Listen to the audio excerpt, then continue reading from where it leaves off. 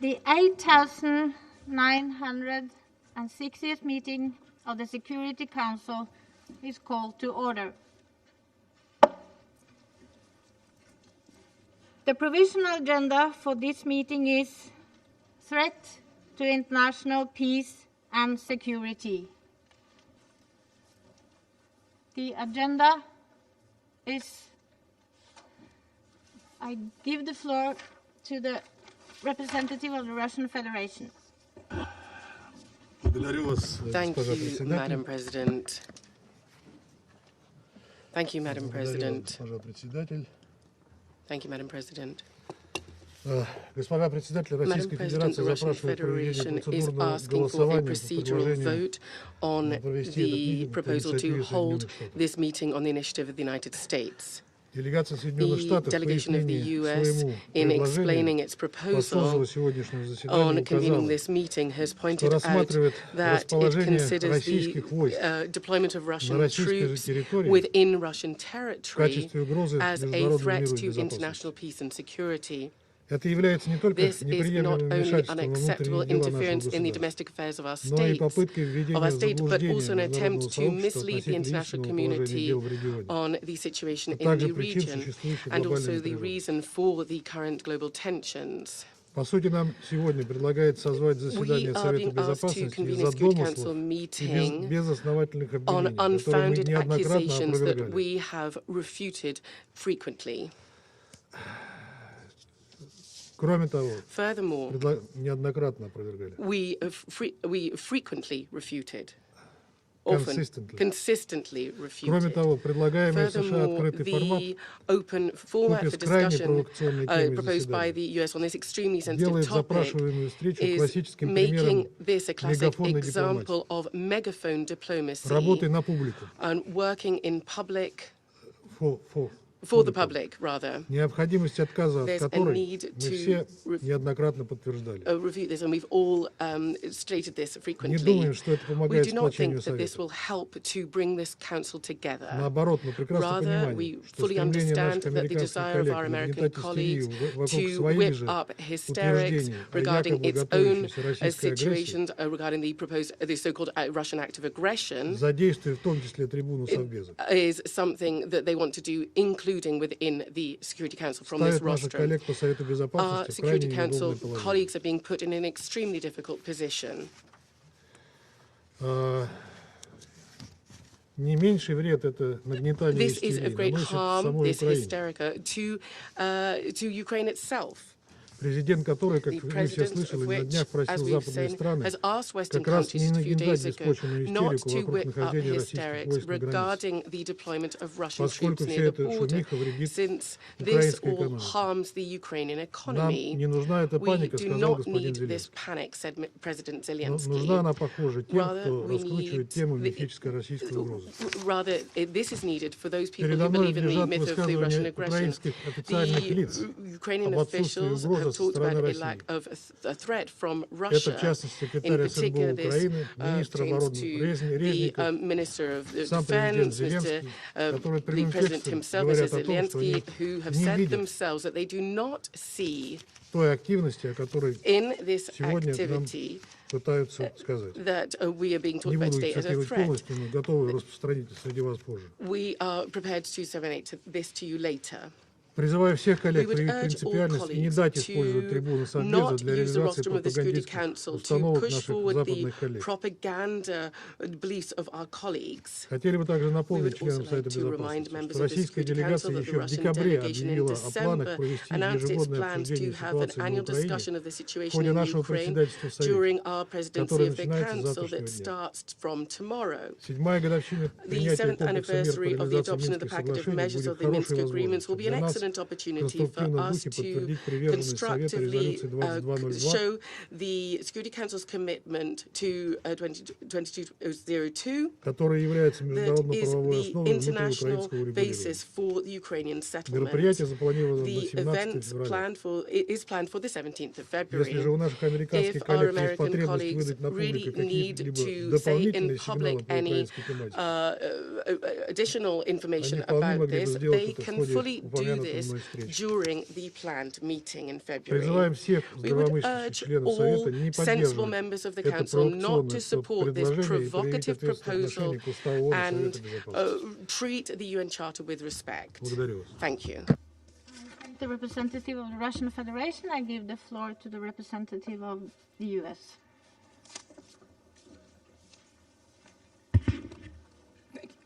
Thank you very much, Madam President.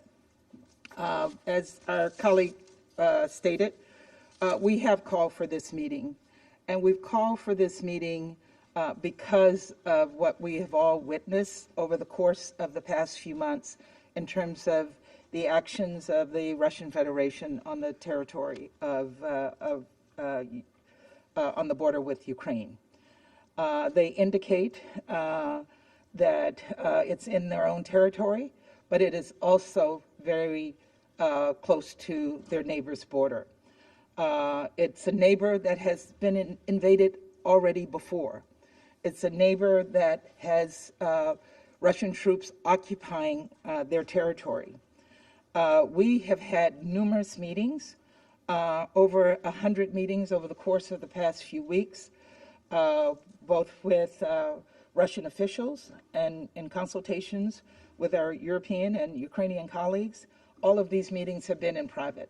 We think it's now time to have a meeting in public and have this discussed in a public forum. We have worked with the Ukrainians at their request to provide assistance to them so that they can prepare for what they see as inevitable, including having provided $200 million in assistance in recent weeks and over $5 billion in assistance since 2014. And that is so that they can be prepared. You've heard from our Russian colleagues that we're calling for this meeting to make you all feel uncomfortable. Imagine how uncomfortable you would be if you had 100,000 troops sitting on your border in the way that these troops are sitting on the border with Ukraine. For us, this is about peace and security. It's about honoring the UN Charter that calls on us as members of the Security Council to protect peace and security. So this is not about antics. It's not about rhetoric. It's not about U.S. and Russia. What this is about is the peace and security of one of our member states. Thank you very much, Madam President. I thank the representative of the United States. In view of the request and the comments made by members of the Security Council, I intend to put the provisional agenda to a vote. Accordingly, I shall put it to the vote now. Will those in favor of the adoption of the provisional agenda please raise their hand?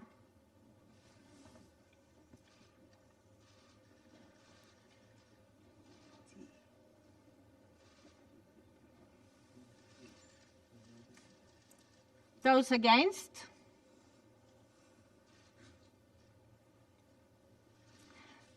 Abstention?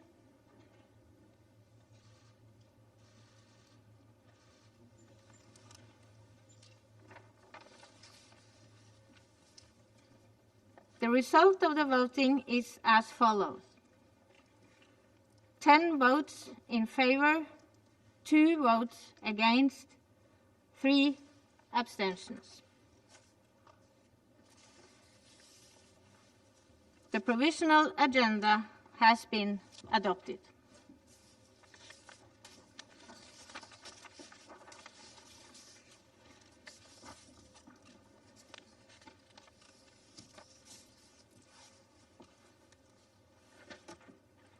In accordance with Rule 37 of the Council Provisional Rules of Procedure, I invite the representative of Belarus, Lithuania, Poland, and Ukraine to participate in this meeting. It is so decided. In accordance with Rule 39 of the Council's Provisional Rules of Procedure, I invite Ms. Rosemary DiCarlo Under Secretary General for Political and Peacebuilding Affairs to participate in the meeting. It is so decided. The Security Council will now begin its consideration of item 2 of the agenda. Recalling the Security Council latest note 507 on its working methods, I wish to encourage all speakers, both members and non-members of the Council, to deliver the statements in 5 minutes or less. Note 507 also encourages briefers to be succinct and to focus on key issues. In this spirit, briefers are further encouraged to limit their initial remarks to 7 to 10 minutes. Everyone is also encouraged to wear a mask at all times, including while delivering remarks. I now give the floor to Rosemary DiCarlo. Thank you. Madam President, the United Nations is closely following the ongoing diplomatic discussions on the future of European peace and security architecture among representatives of the Russian Federation, the United States, members of the North Atlantic Treaty Organization, the European Union, and the Organization for the Security and Cooperation in Europe. We hope the outcome of these talks will strengthen peace and security in Europe, including for Ukraine.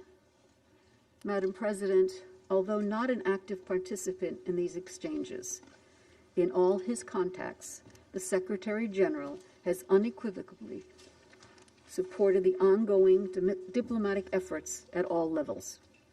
Still, we remain greatly concerned that, even as these efforts continue, tensions keep escalating and a dangerous military buildup is in the heart of Europe. It is reported that over 100,000 troops and heavy weaponry from the Russian Federation are positioned along the border with Ukraine. Unspecified numbers of Russian troops and weaponry are also reportedly being deployed to Belarus ahead of large-scale joint military exercises in February on the borders with Ukraine, Poland, and the Baltic states. NATO members are reportedly planning additional deployments in Eastern European member states, and NATO has advised that 8,500 troops are now on high alert. Accusations and recriminations among the various actors involved in the ongoing discussions have created uncertainty and apprehension for many that a military confrontation is impending. Madam President, the Secretary General has made clear that there can be no alternative to diplomacy and dialogue to deal with the complex, long-standing security concerns and threat perceptions that have been raised.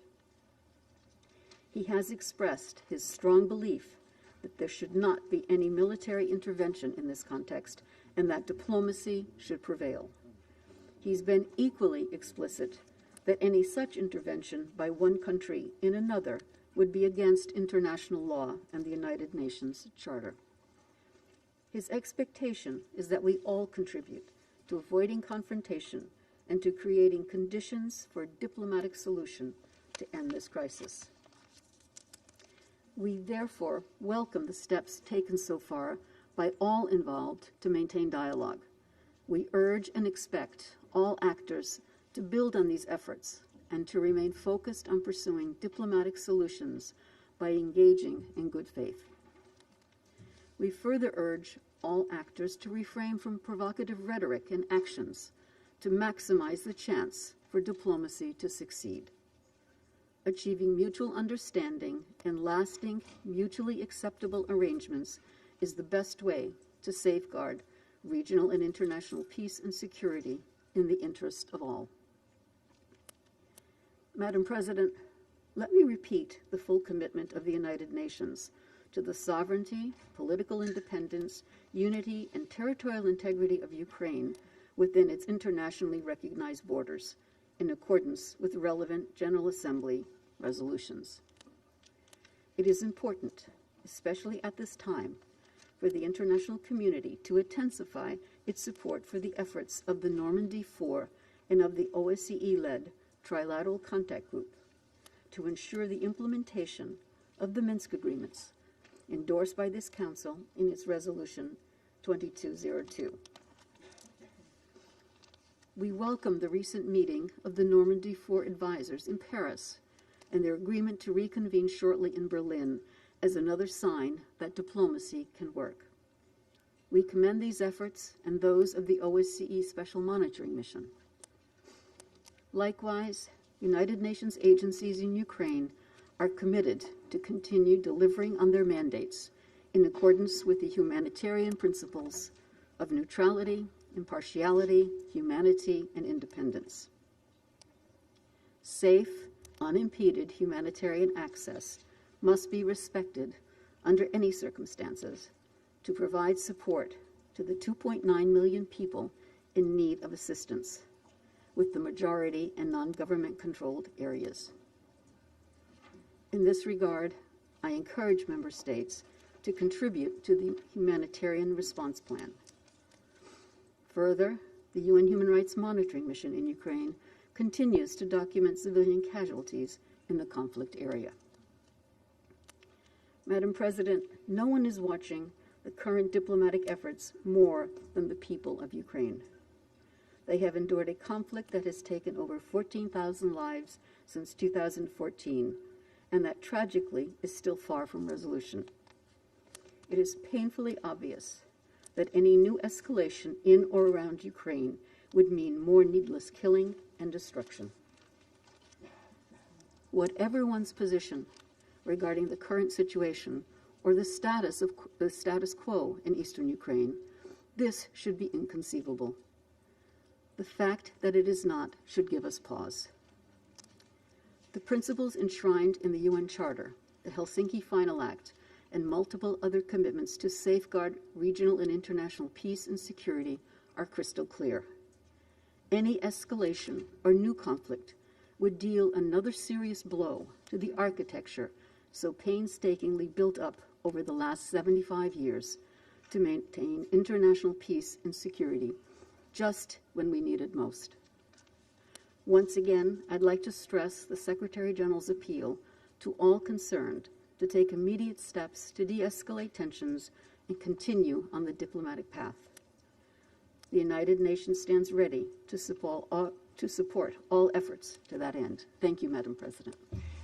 I thank Rosemary DiCarlo for her briefing. I now give the floor to those council members who wish to make statements.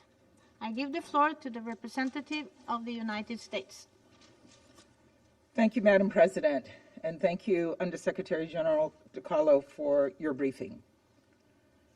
Colleagues, the situation we're facing in Europe is urgent and dangerous, and the stakes for Ukraine and for every UN member state could not be higher. Russia's actions strike at the very heart of the UN Charter. This is as clear and consequential a threat to peace and security as anyone can imagine. In the wake of World War II, the Council was formed to address precisely the kind of threat that Ukraine now faces. As Article 39 says, the Security Council shall determine the existence of any threat to the peace. Thus, our charge is not only to address conflicts after they occur, but also to prevent them from happening in the first place. This is why today's meeting is so crucial. Russia's aggression today not only threatens Ukraine, it also threatens Europe. It threatens the international order this body is charged with upholding.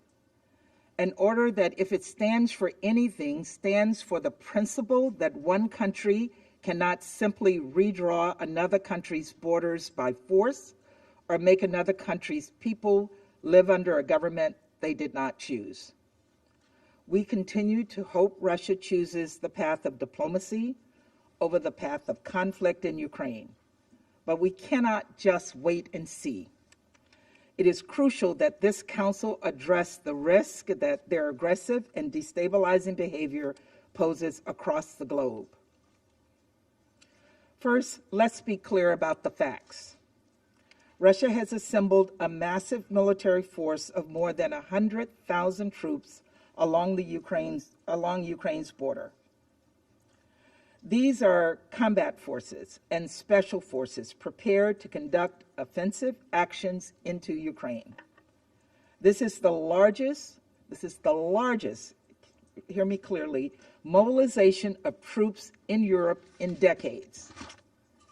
And as we speak, Russia is sending even more forces and arms to join them. Russia has already used more than 2,000 rail cars to move troops and weaponry from across Russia to the Ukrainian border. Russia has also moved nearly 5,000 troops into Belarus with short-range ballistic missiles, special forces, and anti-aircraft batteries. We've seen evidence that Russia intends to expand that presence to more than 30,000 troops near the Belarus-Ukraine border, less than 2 hours north of Kyiv, by early February. In addition to military activity, we've also seen a dramatic spike in cyber attacks on Ukraine in recent weeks. Russian military and intelligence services are spreading disinformation through state-owned media and proxy sites, and they are attempting without any factual basis to paint Ukraine and Western countries as the aggressors to fabricate a pretext for attack. Russia's military buildup on the border has been paired with extensive new demands and aggressive rhetoric. This is an escalation and a pattern of aggression that we've seen from Russia again and again. In 2014, Russia illegally invaded and seized Crimea. In 2008, Russia invaded Georgia. Russian troops are currently refusing to depart Moldova despite the wishes of the Moldovan people and their democratically elected government. And in the Donbas region of Ukraine, Russian-backed separatists continue to foment and ignore violence toward the Ukrainian people. Recently, Russia has threatened to take military action should its demands not be met. If Russia further invades Ukraine, none of us will be able to say we didn't see it coming, and the consequences will be horrific, which is why this meeting is so important today. Already Russia's war in eastern Ukraine has killed more than 14,000 Ukrainians, nearly 3 million Ukrainians, half of whom are elderly people and children, need food, shelter, and life-saving assistance. Devastating as this situation is, it would pale in comparison to the humanitarian impact of the full-scale land invasion Russia is currently planning in Ukraine. Over the years, Russian leaders have claimed that Ukraine is not a real country and questioned its right to self-determination. So let's be clear. Ukraine is a UN member state that recently celebrated 3 decades of independence. It has a proud people and a rich culture. Ukraine is a sovereign country and a sovereign people entitled to determine their own future without the threat of force. This is not just the conviction that Ukrainians hold. It is a right enshrined by the UN Charter, a right that Russia and every other member of this institution has freely committed to upholding.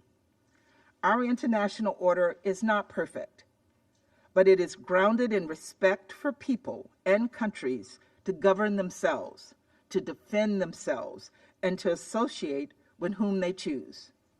All countries have a stake in defending and preserving these principles, and nothing could be more fundamental. What would it mean for the world if former empires had license to start reclaiming territory by force? This would set us down a dangerous path. Russia could, of course, choose a different path, the path of diplomacy. In recent weeks, the United States, along with our European allies and partners and other nations around the globe, concerned by Russia's threat to Ukraine, have continued to do everything we can to resolve this crisis peacefully. In all of these talks, Our messages have been clear and consistent. We seek the path of peace. We seek the path of dialogue. We do not want confrontation, but we will be decisive, swift, and united should Russia further invade Ukraine. We continue to believe there is a diplomatic path out of the crisis caused by Russia's unprovoked military buildup. We're working to pursue diplomacy in every possible venue.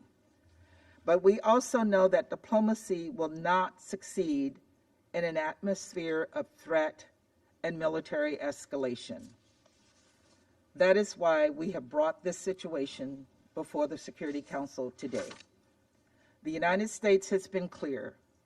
If this is truly about Russia's security concerns in Europe, we're offering them an opportunity to address these concerns at the negotiating table. The test of Russia's good faith in the coming days and weeks is whether they will come to that table and stay at that table until we reach an understanding. If they refuse to do so, the world will know why and who is responsible. Fellow members of the Council and other UN member states, we urge you to assess not only Russia's statements, but their actions with clear eyes, to evaluate the risk this presents not just to Ukraine's border and its people, but to all of us, and to speak clearly and forcefully in favor of the path of diplomacy rather than the path of conflict. Thank you, Madam President. I thank the representative of the United States, and I give the floor to the representative of Albania. Thank you, Madam President, for convening this open meeting, and thank you, Under Secretary General DiCarlo, for your briefing. Madam President, the primary responsibility of the Security Council is to maintain peace and security with a view to preventing conflicts in the world. We have argued here several times that in terms of prevention, the Council has still a long way to go.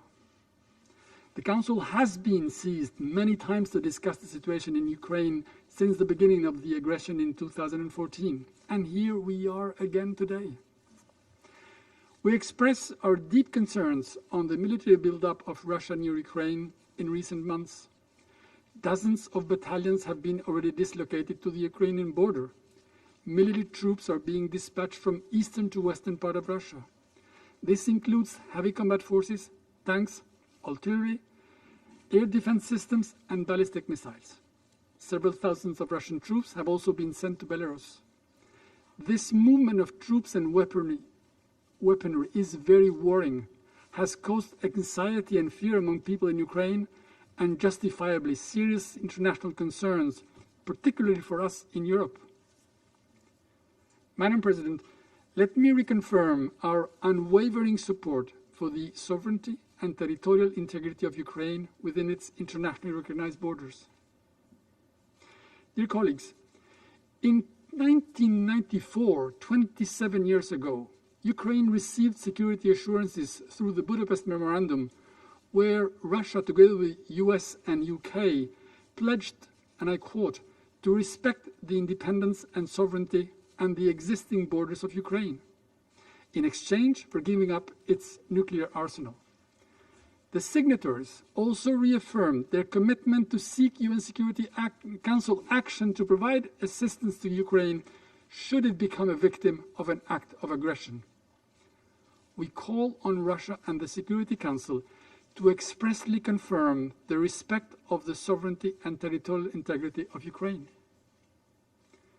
Madam President, it would be wrong to consider the threat of a military attack by Russia against Ukraine as another crisis between Russia and the West. This is a challenge to the European security order and to the whole international security architecture, which is based on the UN Charter. It is an affront to the 1975 Helsinki Final Act and its decalogue, upon which OSCE is founded and where Russia is a part.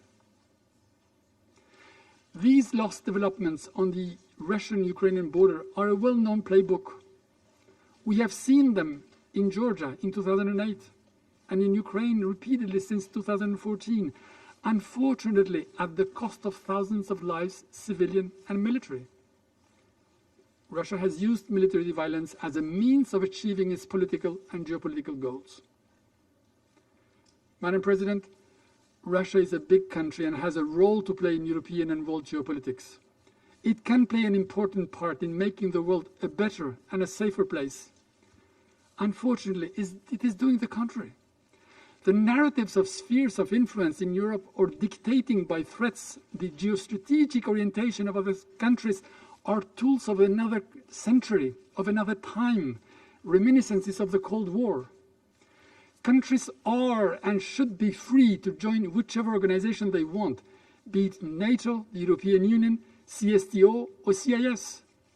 Sovereign countries take decisions by their free will, not under the threat of a gun. Madam President, what is to gain in a potential conflict to which everyone anticipates the disastrous consequences? What can justify the loss of thousands of lives, widespread destruction, severance of relations, continued tensions, including, as it has been made repeatedly clear, severe consequences for Russia itself? No other place knows more about war and its disastrous consequences than this room. Therefore, we must be able to see beyond and seek other means to address issues, however complex they are or seem to be. Albania believes that this crisis should be solved through talks and discussion. Finding solutions through negotiations was our primary focus during the OSCE chairmanship in office in 2020. It remains the same now in the Council. There are several mechanisms to be used through diplomatic efforts. Concrete steps towards de-escalation are needed, paving the ground towards talks in efforts to seek solutions. Such efforts should be made in good faith and not be conducted in a climate of escalation rhetoric. The resumption of the Normandy format meetings last week in Paris was the right step, and we hope that this process will continue. Madam President, we all should bear in mind that the crisis in and around Ukraine has a direct impact on the whole Europe. The instrumentalization of ethnic minorities, targeted cyber attacks, political interference here and there for political gains, and a growing tendency of genocide denial and glorification on war crimes and war criminals, all these are acts that seek destabilization, create tension, and should be treated as a threat to peace and security because they are. This is why we deem of paramount importance to invest in prevention, and I hope this meeting will be part of such genuine efforts, and I thank you. I thank the representative of Albania, and I give the floor to the representative of the United Kingdom. Thank you, Madam President, and I'm grateful to Under-Secretary General Di Carlo for her briefing. Madam President, the first article of the UN Charter defines our purpose here: to take collective measures for the prevention and removal of threats to the peace. Today, over 100,000 Russian troops are massed on Ukraine's borders. They are equipped with tanks, armoured vehicles, rocket artillery, and short-range ballistic missiles. They are supported by Russian air and maritime long-range strike capabilities. This is not a routine deployment. This is the largest military build-up in Europe in decades. In the best-case scenario, the scale of the Russian forces assembled on three sides of Ukraine is deeply destabilizing. In the worst case, it is preparation for a military invasion of a sovereign country.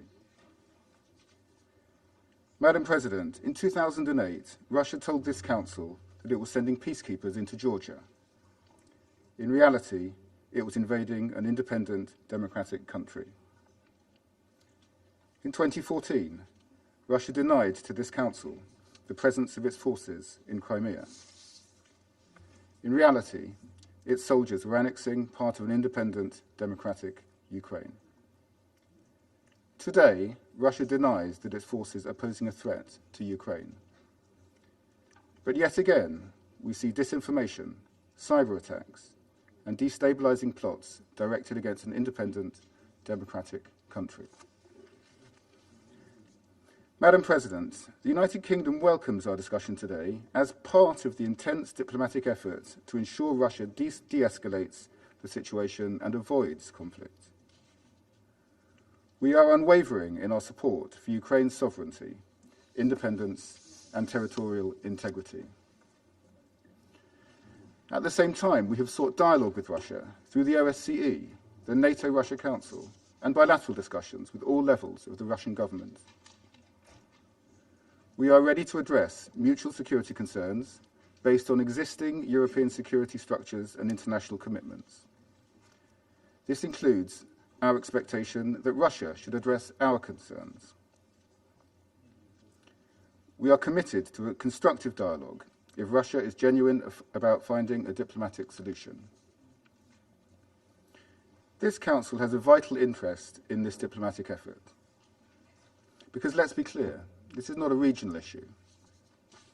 Any Russian invasion or act of aggression against Ukraine would be a gross breach of international law and Russia's commitments under the Charter. Conflict would result in terrible bloodshed and destabilize the entire international community.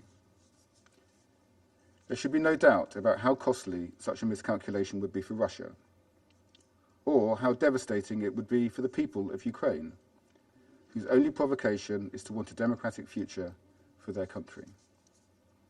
There would be no winners, only victims. Civilians caught in the crossfire or forced to flee.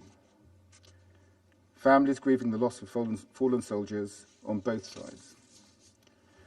So, Madam President, we urge Russia to make clear in this Council that it will abide by its obligations under the Charter, that it has no plans to invade Ukraine, that it will refrain from the threat or use of force against its neighbour, that it will not further undermine Ukraine's sovereignty or territorial integrity by military or any other means, and that it will stand down its troops.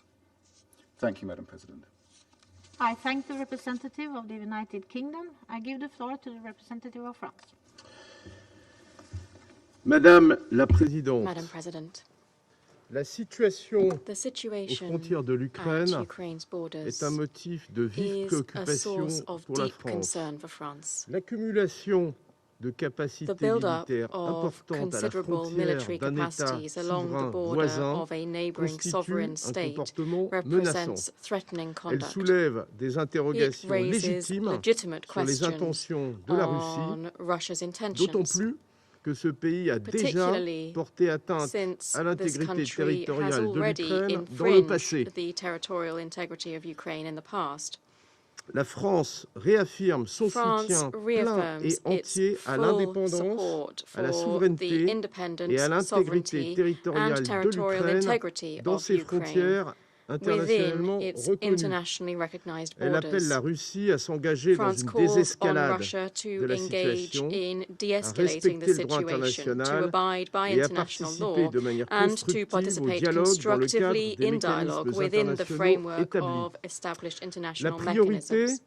est d'œuvrer The collectivement priority à une is to work désescalade together rapide. towards a swift Le président de-escalation. Macron s'y est employé President Macron au cours des has derniers made jours, efforts in that lors de regard son over the last déplacement à few Berlin, days, during his puis trip to de son Berlin, entretien and téléphonique then avec during le his président telephone Poutine. call with President Cette Putin. réunion du Conseil de sécurité This doit également Security Council s'inscrire dans cet meeting should objectif. also be in line with La this France objective. soutient tous les efforts de dialogue France supports dans les all différents efforts cadres at existants dialogue within et the souhaite que different les Européens existing y prennent toute frameworks, leur and we part. hope that Europeans Dans will le be cadre fully du format involved. Normandie, In the qui context rassemble of l'Allemagne, la the France, Normandy la format that Russie et brings l'Ukraine, together Germany, ces France, efforts ont Russia and permis, Ukraine, lors de la these réunion du efforts 26 janvier à enabled at Paris, the 26th of de January meeting s'accorder in Paris sur une an déclaration de agreement soutien on au a respect statement of inconditionnel du support cessez-le-feu for the et de la mise unconditional en œuvre compliance with des the accords de ceasefire and Minsk. the implementation of the Minsk Nous agreements. poursuivrons les efforts en We ce will sens pursue lors de la efforts in this prochaine réunion direction at prévue the à next brève meeting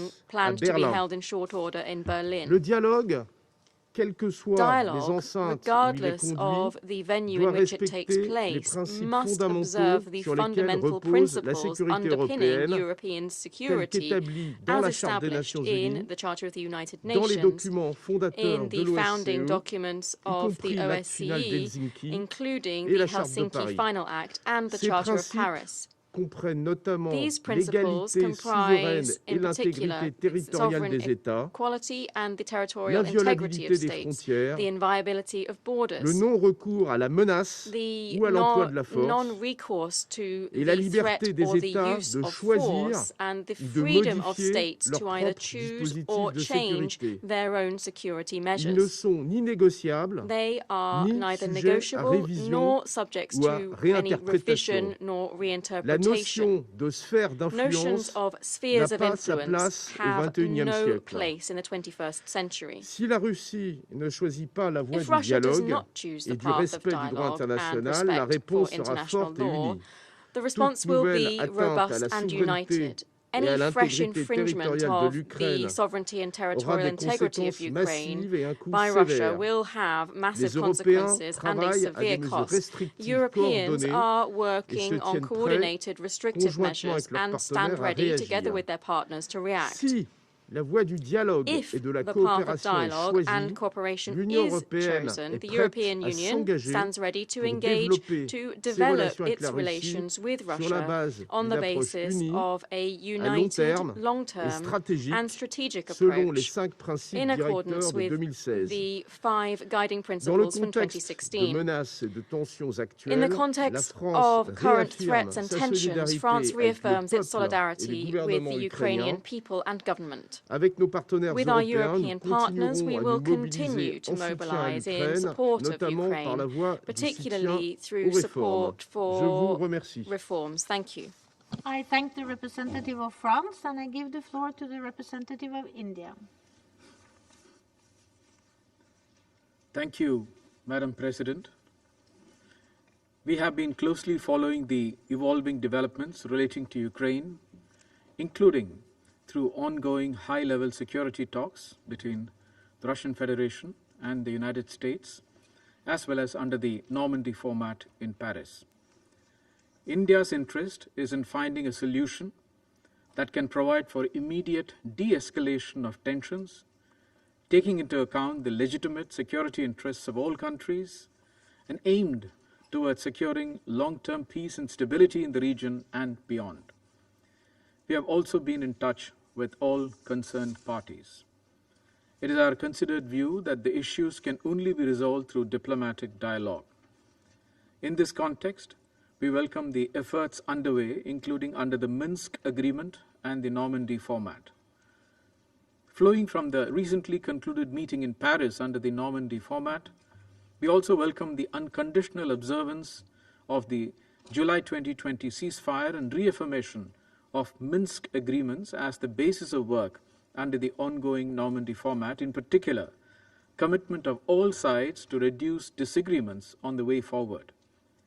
We also welcome their agreement to meet in Berlin in 2 weeks. We urge all parties to continue to engage through all diplomatic channels and to keep working towards the full implementation of the Minsk package. Quiet and constructive diplomacy is the need of the hour. Any steps that increase tension may best be avoided by all sides in the larger interest of securing international peace and security. More than 20,000 Indian students and nationals live and study in different parts of Ukraine, including in its border areas. The well-being of Indian nationals is of priority to us. Madam President, I reiterate our call for the peaceful resolution of the situation by sincere and sustained diplomatic efforts to ensure that concerns of all sides are resolved through constructive dialogue. I thank you, Madam President. Thank the representative of India, and I give the floor to the representative of Ghana. Thank you very much, Madam President. A few moments ago, this Council voted to adopt the agenda for this meeting to consider the situation in Ukraine. Our responsibility for the maintenance of international peace and security makes it imperative to encourage the path of dialogue and preventive diplomacy. That is the only way to end the tensions, bridge the differences between the parties, and forge a unified and pacific position on the situation in Ukraine. Let me begin by thanking Rosemary DiCarlo, USG for Political Affairs and Peace Building, for the briefing. I also welcome the participation of the representatives of Ukraine, Belarus, Poland, and Lithuania in this meeting. Ghana has been following closely the situation in Ukraine. I've also listened carefully to the briefing we just received from the Secretariat, as well as the statement of delegations that have spoken before me. We have paid careful attention to the perspectives of the key parties to the situation and hope that at the end of this meeting, the views of members of this Council will be closer to each other than when we first began. We note from the situation in Ukraine that while there has been a build-up of Russian troops at the internationally recognized borders of Ukraine, those troops are presently within the national territory of the Russian Federation. We also have taken note that while the military build-up of the troops of the Russian Federation are within its borders, this has caused for Ukraine and other parties a concern over the intentions of the build-up and its prospective implications on international peace and security. We therefore welcome the ongoing dialogue between the Russian Federation and the United States to address primary and secondary security concerns that have implications on the situation in Ukraine, as well as the recent face-to-face dialogue between the representatives of the Russian Federation and Ukraine under the Normandy format in Paris, after several months of no contact, to enhance trust and remove possibilities of an accidental incident. We note with concern the implications the situation has had on the economy of Ukraine and neighboring markets, and welcome in this regard the call by the President of Ukraine for an easing of the strong narratives on the situation.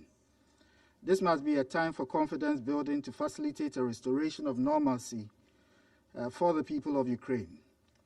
In concluding, Madam President, Ghana believes that in conformity with the provisions of the Charter of this organization, differences between member states should only be resolved through peaceful means. We remain encouraged by the ongoing diplomatic engagement between the parties and reiterate our support for those efforts, which should also take into account the delicate nature of the situation. I thank you very much for your kind attention. I thank the representative of Ghana. I give the floor to the representative of Ireland. Thank you very much, Madam President, and thanks also to Under-Secretary General DiCarlo for your briefing. Madam President, today's discussion is an important opportunity for the Council to address the developing situation at Ukraine's borders, which has become a matter of profound international concern. Let me underline at the outset that Ireland, along with our EU partners, is a strong and unwavering supporter of Ukraine's independence, sovereignty and territorial integrity within its internationally recognised borders. At this moment of rising tension on Ukraine's frontiers, arising from Russia's military build-up, Ireland calls for calm, de-escalation and the pursuit of diplomacy. We call also for constructive and determined engagement on all dialogue tracks, including the Normandy format and the OSCE. Ireland is fully committed to the core principles enshrined in the UN Charter. These include the sovereign, equality and territorial integrity of states.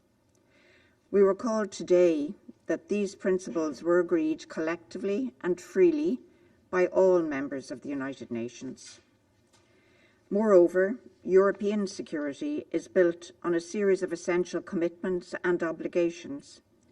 It is the fundamental right of a sovereign and independent state to chart its own path in the world, to choose its own foreign policy, and to make arrangements for the security and defence of its territory.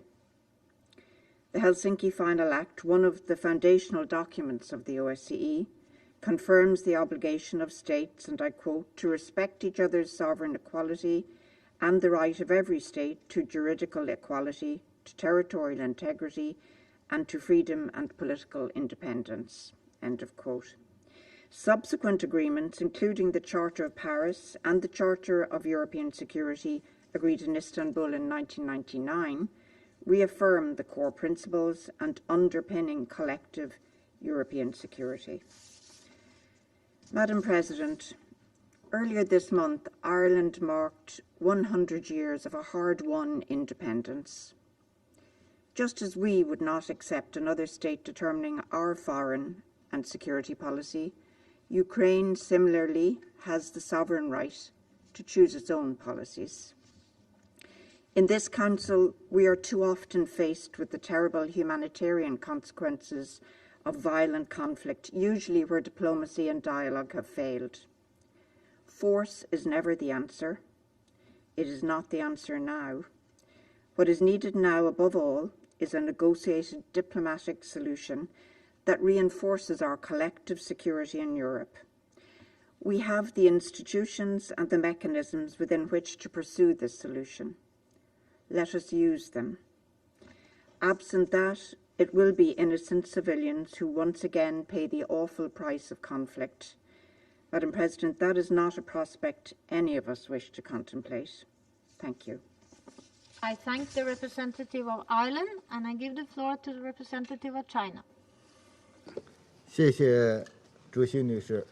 Thank you, Madam 主席女士， Madam President, 中方反对 China 安理会 opposes 根据 the 美国的 Security 要求 Council's 举行这 holding 次 of 公开 this 会。 open meeting as requested by the 美 United 国常 States. 驻联合国代 The 表在 permanent 1月27 representative 日 of the 致信 U.S. to 安 the 理会 UN 主 in her 席， letter to the President of the 称 Council dated 美 January 方要求安理 27th 会举行公 claimed 开 that the 会的 reason 理由 why 是 the U.S. is asking 俄 the 罗 Council 斯 to hold this 在乌 open 克兰 meeting 边界的 was 兵 that 力部署 Russia's 对 deployment 国 of 际 troops 和 along 平 the 与安 Ukrainian 全 border 构成威 posed a 胁， threat to international peace and 中 security. 方不能认 China 同这样的看 cannot 法。 align itself with this point of 近期 view. 围绕乌克兰问 Recently, 题确 there 实 have 出 indeed 现一 been some 些紧张 tensions 局势， over the issue of 我 Ukraine, 们正在 and we 关注 are 引 paying 起紧张局 attention 势 to 的 what 原 exactly 因。 are causing the tensions. 以美国为首的一些国 Some 家 countries, 声称 led 最 by the 近在乌 United 克 States, 兰会 have 发生 claimed 战争， that there will soon be a war 但 in 俄 Ukraine. 罗斯已经一再的 Russia 声明， has repeatedly 俄方没 stated 有 that 发 it 起 has 军 no 事行动的 plans 计 to 划。 launch any military action. 乌克兰方面 And 也明确 Ukraine 表 has 示， made it 他们 clear 不需 that 要 it 战 does 争。 not need a war. 在此情况下， Under such 有关国家 circumstances, 坚称可能 what is 发 the 生战争 basis，for the country's concern 依据 to 何在？ insist that there may be a war? 我们注意到， We 美国、 note 乌克 that 兰 the 和 United 有关 States, 欧洲国家以 Ukraine, 及北 and the 约 relevant European countries, 正 as 在 well 同 as 俄罗斯 NATO, 进行不 are 同形 having 式的外 varying 交接 forms 触 of。diplomatic contacts with Russia. 相关各方之 The 间 parties 应该 concerned 坚 should 持通过 persist 对话谈 in 判 seeking to resolve their 寻求 differences 解决分 through 歧。 dialogues and negotiations. 当前急需的 What we urgently 是 need 静悄悄 now 外 is 交， quiet 而不 diplomacy, 是 but 麦 not 克风外交。 microphone diplomacy. 很多安理 This 会 is 成员 the 都持 viewpoint 这一看法， held by many members of 并 the 为此 Council who have 做 also 出了 made 不懈努力。 unrelenting efforts 遗憾 towards 的是 this end. 美方没有接 Regrettably, 受 the U.S. 这样的 did not 建 accept 设性建议。 such a constructive proposal. 在对话谈判正在进 At a 行， time when dialogues and 同时还 negotiations 有 are 待取得积极 underway 进展的情况 and 下， concrete 安理 progress 会 is 举 yet to be 行 made, 公开会， the holding of 显 such an 然不 open 利于 meeting by the 为对 Council is 话谈 clearly 判 not 营造有利 conducive to 气氛， creating a favorable 也 environment for 不利 dialogues and 于推动 negotiations, 化解 nor is it 紧 conducive 张 to 局势。 diffusing the tension.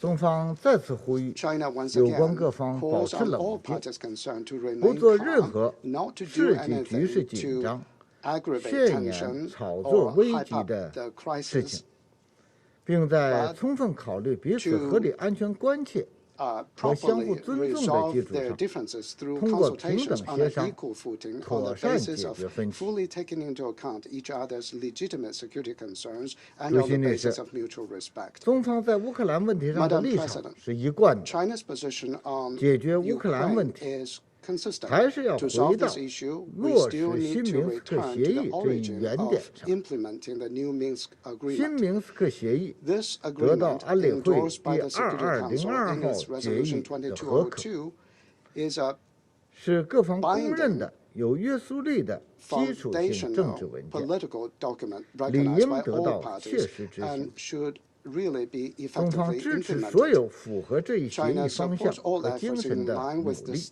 direction and 希 spirit of 望 this 有 agreement 关各 and 方 hopes 展 that all 现执 parties 行 concerned 新明 will 斯克协 show 议 their 的 positive 积极 willingness 意愿， to implement this 协 new 商解 Minsk 决协议执 agreement, 行过程 resolve 中 their 出现的 differences 分歧， arising from the 推动 implementation of the 将新 agreement 明斯 through 克协议 consultation and 落到 promote 实处。 the actual implementation of this new Minsk 北约 agreement. 扩员是处理 The 当前紧 expansion of 张局 NATO 势 is 难以 a 绕开的 problem 问题。 difficult to circumvent in 北 handling the 约 current tension. 为冷 NATO 战时期的 is 产 the 物， product of the Cold 北约 War, 扩员 and 是 NATO 集团政治 expansion 的集中体 epitomizes 现。 group politics. 我们认为 We believe 一国 that 安全 the 不能以 security 损 of 害 one 他 country 国安全 cannot 为 be 代价， achieved at the expense of the 地区 security 安 of other 全 countries. 更不能以 Still 强 less 化 can regional 甚至 security 扩 be 张军事集 guaranteed 团 by 为保障。 intensifying or even expanding 在 military 21世纪 groups. 的今天， Today in the 各 21st 方应当 century, all 摒弃 parties 冷 should 战思维， completely abandon the 通 Cold 过 War 谈判 mentality 形成 and 均 come up 衡、 with a balanced, 有效、 effective, 可 and 持续的 sustainable 欧洲 European 安 security 全体制。 mechanism through negotiations. 俄罗斯的 And 合理关 Russia's 切 legitimate 应 security 当 concerns 得到 should 重 be 视 heeded 和解决。 and addressed. 谢谢你，李 I 欣女士。 thank you, Madam President. I thank the representative of China, and I give the floor to the representative of the Russian Federation. Благодарю вас, госпожа Thank you, председатель. Madam President. Благодарим We госпожу would like Николову за to thank брифинг. Ms. DiCarlo for her briefing. Я прежде всего хочу And first and поблагодарить foremost, I would те like страны, to thank которые those нашли в себе countries who в conducted себе themselves возможность and deemed it проголосовать possible против или to воздержаться vote против against предложения or abstain against the Соединенных Штатов proposal of the обсуждать US сегодняшнюю to тему. discuss this topic today. У кого-то может сложиться впечатление, One might have the как будто бы impression Россия that Russia опасается is обсуждать scared of ситуацию discussing the на Украине. situation regarding И Ukraine поэтому затеяла and процедурное therefore голосование. put forward this procedural vote. Россия вовсе не отказывается Is обсуждать not ситуацию на Украине. refusing to discuss the Но situation нам in совершенно Ukraine, непонятно, but we что мы just don't сегодня здесь understand обсуждаем. what we are discussing here today И зачем вообще мы and здесь находимся. why we are indeed here today. Как я уже говорил, I already на said, 17 On февраля the 17th of February, мы запланировали we are заседание в planning ходе to нашего hold a председательства о meeting седьмой during годовщине our presidency реализации of the 7th Минских соглашений, anniversary of the implementation of the Minsk где мы как раз agreements, можем поговорить о where we ситуации are able to talk с about the украинским situation урегулированием. regarding Ukrainian Но settlement. сегодняшнее заседание But вовсе не today's об этом. meeting is not about that. В последнее время мы сталкиваемся с Recently, we've весьма been необычной encountering a даже very по меркам unusual, нашего even неспокойного времени given ситуации. today's difficult time situation, a very unusual situation. Перемещение The российских deployment of войск в Russian пределах troops нашей собственной within our own территории, territory неоднократно has происходившее и ранее в frequently тех или иных occurred масштабах, on varying scales before и не вызывавшее and никакой has not истерики. caused any hysterics whatsoever. Военнослужащих войск, которые находятся в местах своей дислокации, Who где они are были in their и own раньше, areas of deployment and barracks where they were before. а вовсе не на российско-украинской And границе. they are, where they were before, and not actually on the border. Так вот, So это перемещение российских this войск на нашей deployment of территории Russian выдается нашими troops американскими in и our западными own коллегами territory is getting our за Western подтверждение and якобы US планируемой военной colleagues акции to say that there's going to be a planned military и action даже агрессии. and even an act of aggression. Причем американский поспред But сказала the это так, как будто эта USPR агрессия said уже as if состоялась. that Я act of внимательно aggression has слушал ее already выступление. taken place. I very carefully listened to her statement. Военные акции России против Украины, до которой, Military action of Russia как они against всех Ukraine убеждают, that they're all остались assuring us is считанные going to take недели, place in just a если few не дни. weeks' time, if not a few days' time. При этом никаких There, however, доказательств, is no подтверждающих столь proof серьезное confirming обвинение, such не a приводится. serious accusation whatsoever being put Однако это forward. не мешает However, it is раздуть not истерию до preventing такой people степени, from что whipping up hysteria конкретные to such an экономические extent последствия that an уже actual начали economic ощущать на себе impact is наши already being felt украинские соседи. by our Ukrainian neighbors. Наши западные коллеги говорят о необходимости Western colleagues деэскалации, are talking about the need for но de-escalation. прежде всего However, сами first and нагнетают foremost, they напряженность, themselves are whipping up риторику tensions и and провоцируют rhetoric and эскалацию. are provoking escalation. Разговоры о The грядущей войне discussions сами по себе about a провокационны. threat of war is provocative in and of itself. Вы как будто You призываете к are этому, хотите и almost calling ждете, for this. когда это You want произойдет. it to happen. You're waiting for Как it будто to вы хотите happen, сделать as if реальностью you ваши want домыслы. to make your words become a reality. Это несмотря на то, This is что мы despite the постоянно fact that опровергаем we эти are обвинения. constantly rejecting these allegations. И это при том, что ни And одной this угрозы is о despite the планированном fact that вторжении на no threat of a planned invasion Украину into из Ukraine уст кого-либо from из the российских lips политиков of any или Russian общественных politician деятелей or за все public это figure время не over all прозвучало. of this period has been made. No Наоборот, such мы на threat has всех been made. уровнях Rather, at категорически all levels, опровергали we've been categorically подобные обвинения. rejecting such plans. Делаем это And сейчас. we're going to do this right now. Все, кто утверждает обратное, вводят Everybody вас в who заблуждение. claims the opposite is misleading you. Вообще, если бы не наши западные коллеги, которые спровоцировали и поддержали в 2014 году кровавый антиконституционный переворот, приведший к власти в Киеве националистов, радикалов, русофобов и просто нацистов. Nazis, rather. Мы бы и по сей день жили бы в духе добрососедства If they'd и not done this, then взаимовыгодного we to date сотрудничества. would be living in a spirit of good neighbourly relations and mutual Однако cooperation. кому-то на However, Западе some подобный in the West just сценарий явно не по don't душе. clearly like this positive scenario. Происходящее сегодня еще одна What's попытка happening вбить today is клин yet между another Россией и attempt to drive a Украиной. wedge between Russia and Из-за Ukraine. геополитических игр Thanks наши to their соседи страдают вот уже 7 geopolitical лет. games, our colleagues have been suffering for some 7 years now. Украинцам The активно промывают Ukrainians мозги, are actively being brainwashed. культивируют They're русофобские радикальные cultivated настроения, Russophobia and radical приучая к thinking, мысли о том, leading to the belief что для светлого that for будущего Ukraine to have Украине a нужно bright не налаживать future, it отношения с mustn't соседями, establish relations with а its любой neighbours, ценой but rather стремиться at в any Евросоюз cost и НАТО. strive to join the EU and NATO. Запрещает русский They язык are banning в родной или Russian, значительной which is a части, native если language не for большинства a украинцев, significant, if not the majority of people in Ukraine. провоцирует церковный They раскол, are causing an Orthodox split, church split, divide. делают героями тех, They кто are воевал making на стороне heroes out of Гитлера, those people who fought on the side of уничтожал Hitler, евреев, who поляков, destroyed Jews, украинцев и Poles, русских. Ukrainians, and Russians. Интересы The украинского interests of народа the в этой Ukrainian people разрушительной in игре this наши западные destructive коллеги game is не something that учитывают. our Western colleagues are not taking Их into задача не consideration. Their допустить aim is to естественного, prevent the братского natural, сосуществования brotherly наших двух стран и народов, coexistence of our two people, стран и народов, brotherly peoples, стран и народов, peoples and countries, который rather, разрушил бы планы which по would ослаблению destroy России, their plans to weaken Russia формирование вокруг нее and дуги would нестабильности. create an arc of instability around it. Собственно, ничего нового There's мы здесь не видим. nothing that Подобные we're действия seeing в that's духе new «разделяй и here, властвуй» in the same spirit of divide and conquer, были the divide and rule, divide and rule. были характерны для западных This государств. same spirit was characteristic for Western powers, or Western states rather, earlier. Примечательно также, что It's наши also американские noteworthy that our коллеги American искусственно colleagues вписывают artificially самими же are созданную getting мнимую involved in напряженность the sham на tension that they российско-украинской themselves created границе on the Russian-Ukrainian border. в запущенный по нашему There настоянию was переговорный the процесс negotiation process по put forward by обеспечению для ourselves to России ensure юридически обязывающих for Russia гарантий legally безопасности. binding security guarantees. Ими сознательно They создается deliberately впечатление, are что creating Москва the якобы impression that специально нагнетает Moscow напряженность, apparently is specifically or чтобы on потом purpose stirring up разменять ее на tension большую уступчивость США и that НАТО. means that it can be more accessible for the Если US вы and посмотрите NATO. на If график и you на look сам этот at переговорный the процесс, timetable for the то negotiation вы process, you'll увидите, see что that подобные измышления such в корне неверны. considerations are fundamentally untrue.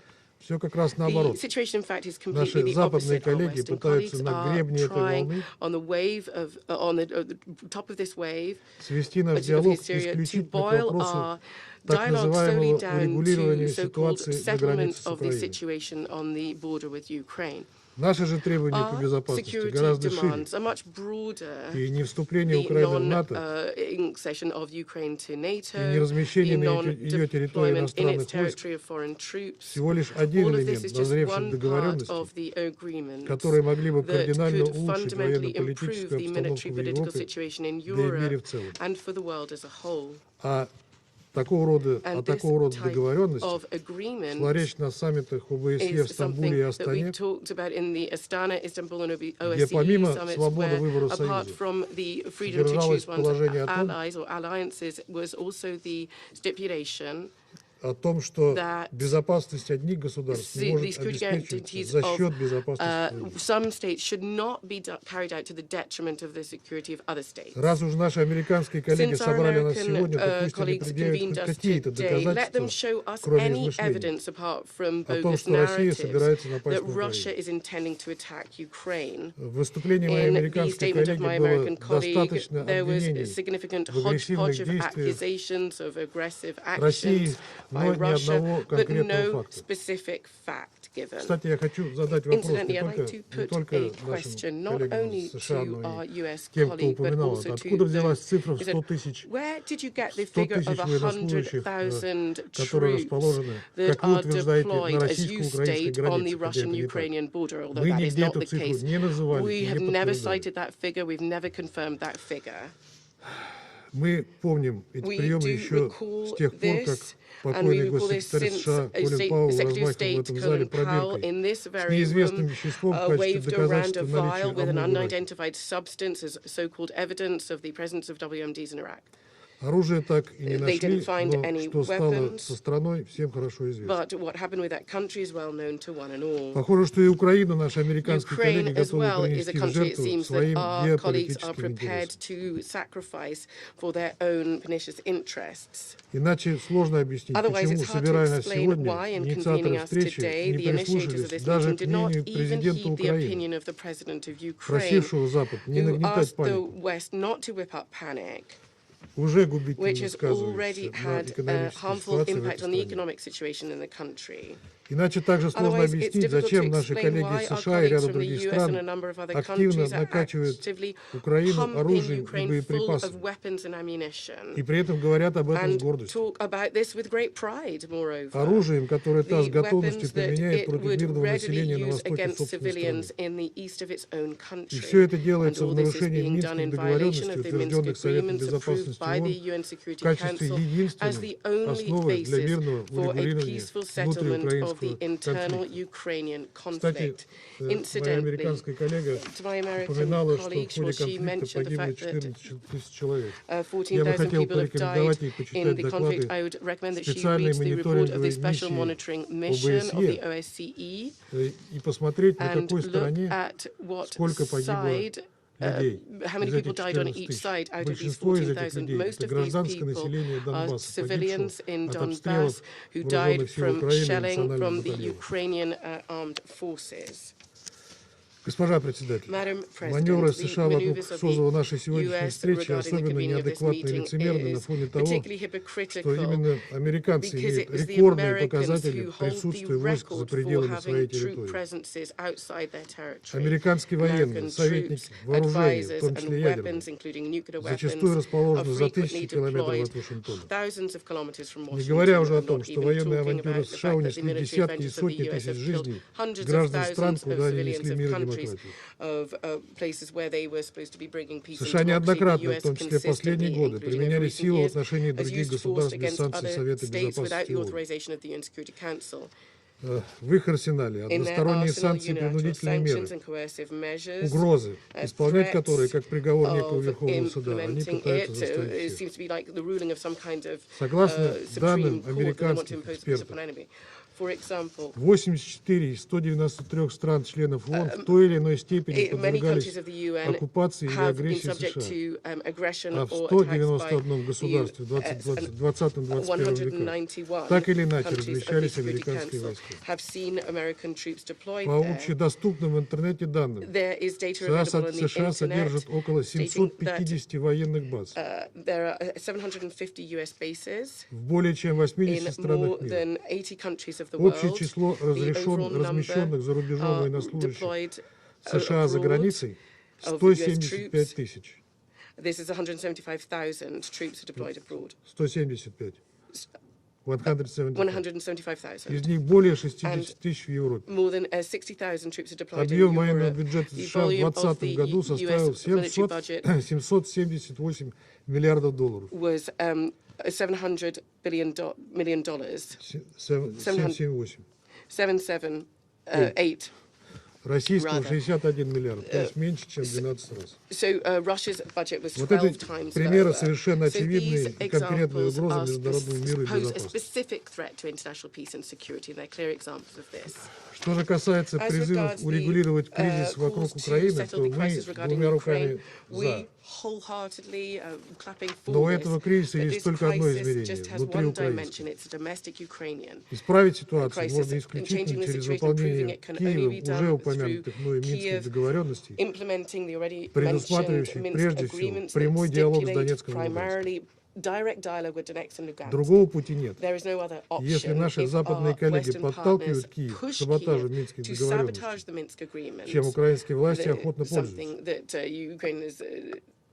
Чем украинские власти охотно пользуются. They're willingly using, they're willingly doing. То это может закончиться самым плачевным образом для Украины. End in the absolute worst way for Ukraine. И не потому, что кто-то ее разрушит, because somebody has destroyed it, а потому, что она разрушит себя сама. It would have destroyed itself. И Россия здесь абсолютно ни при чем. Не пытайтесь перекладывать вину с больной головы на здоровую. Обо всем об этом, однако, мы подробно поговорим 17 февраля в ходе давно запланированного нами ежегодного заседания Совета Безопасности по выполнению резолюции 2202. I thank the representative of the Russian Federation. I give the floor to the representative of Gabon. Merci Madame la Présidente. Thank you, Madam Je remercie President. Madame I'd la like to Secrétaire thank Générale Adjointe the Rosemary Undersecretary Di General Carlo pour Rosemary son DiCarlo exposé. for her briefing.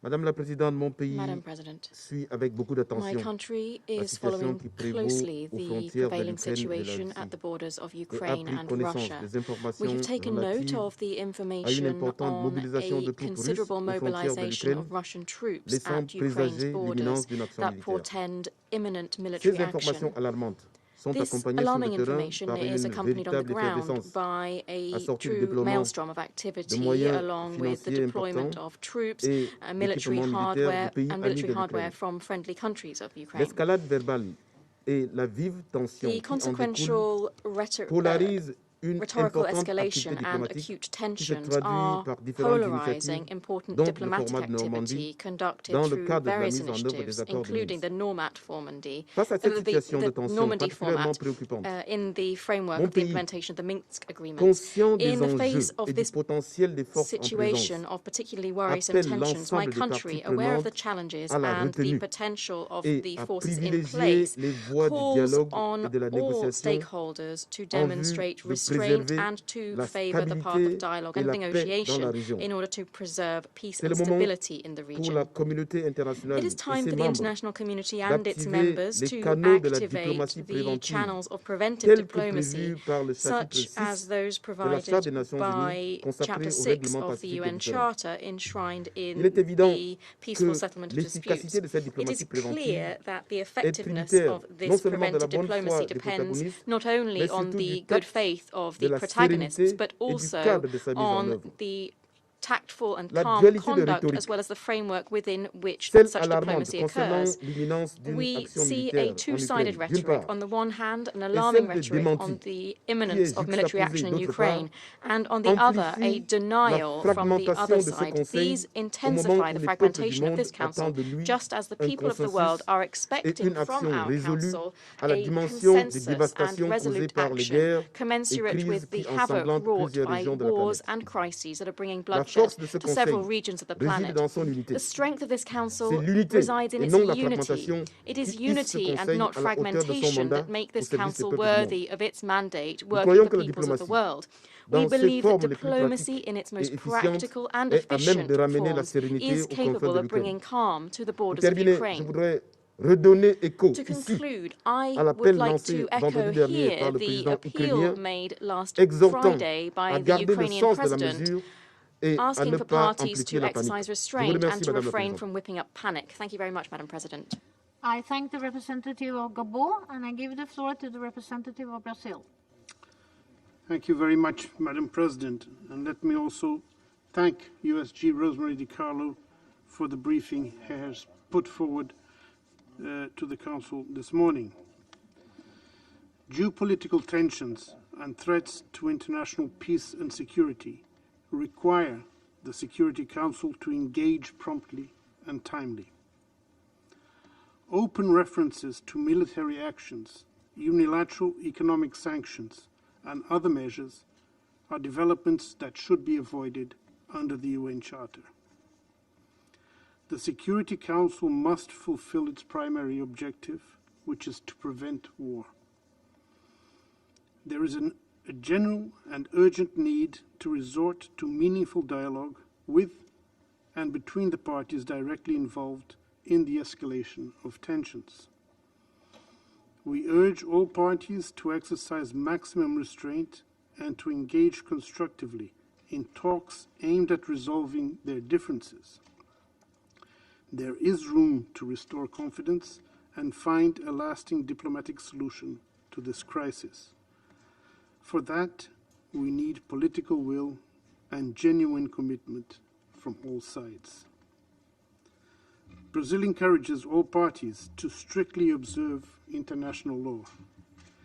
It is imperative to apply the principles enshrined in the Charter consistently, in a non-selective manner. The prohibition of use of force, the peaceful resolution of disputes, and the principles of sovereignty, territorial integrity, and the protection of human rights are pillars of our collective security system.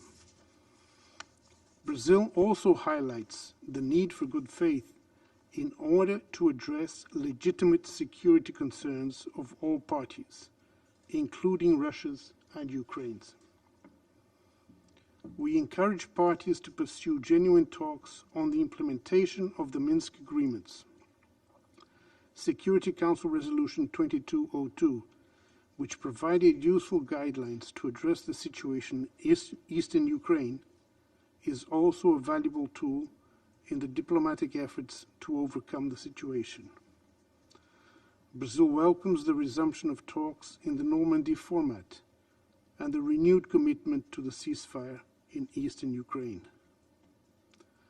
Despite the sensitive and difficult nature of the issue on our agenda today, I would like to conclude with a note of hope. It has been encouraging to hear, over the past few days, statements to the effect that there is no military solution to the situation. At this moment in particular, this should be the motto of the whole United Nations membership and of the Security Council for a renewed commitment to diplomacy and prevention.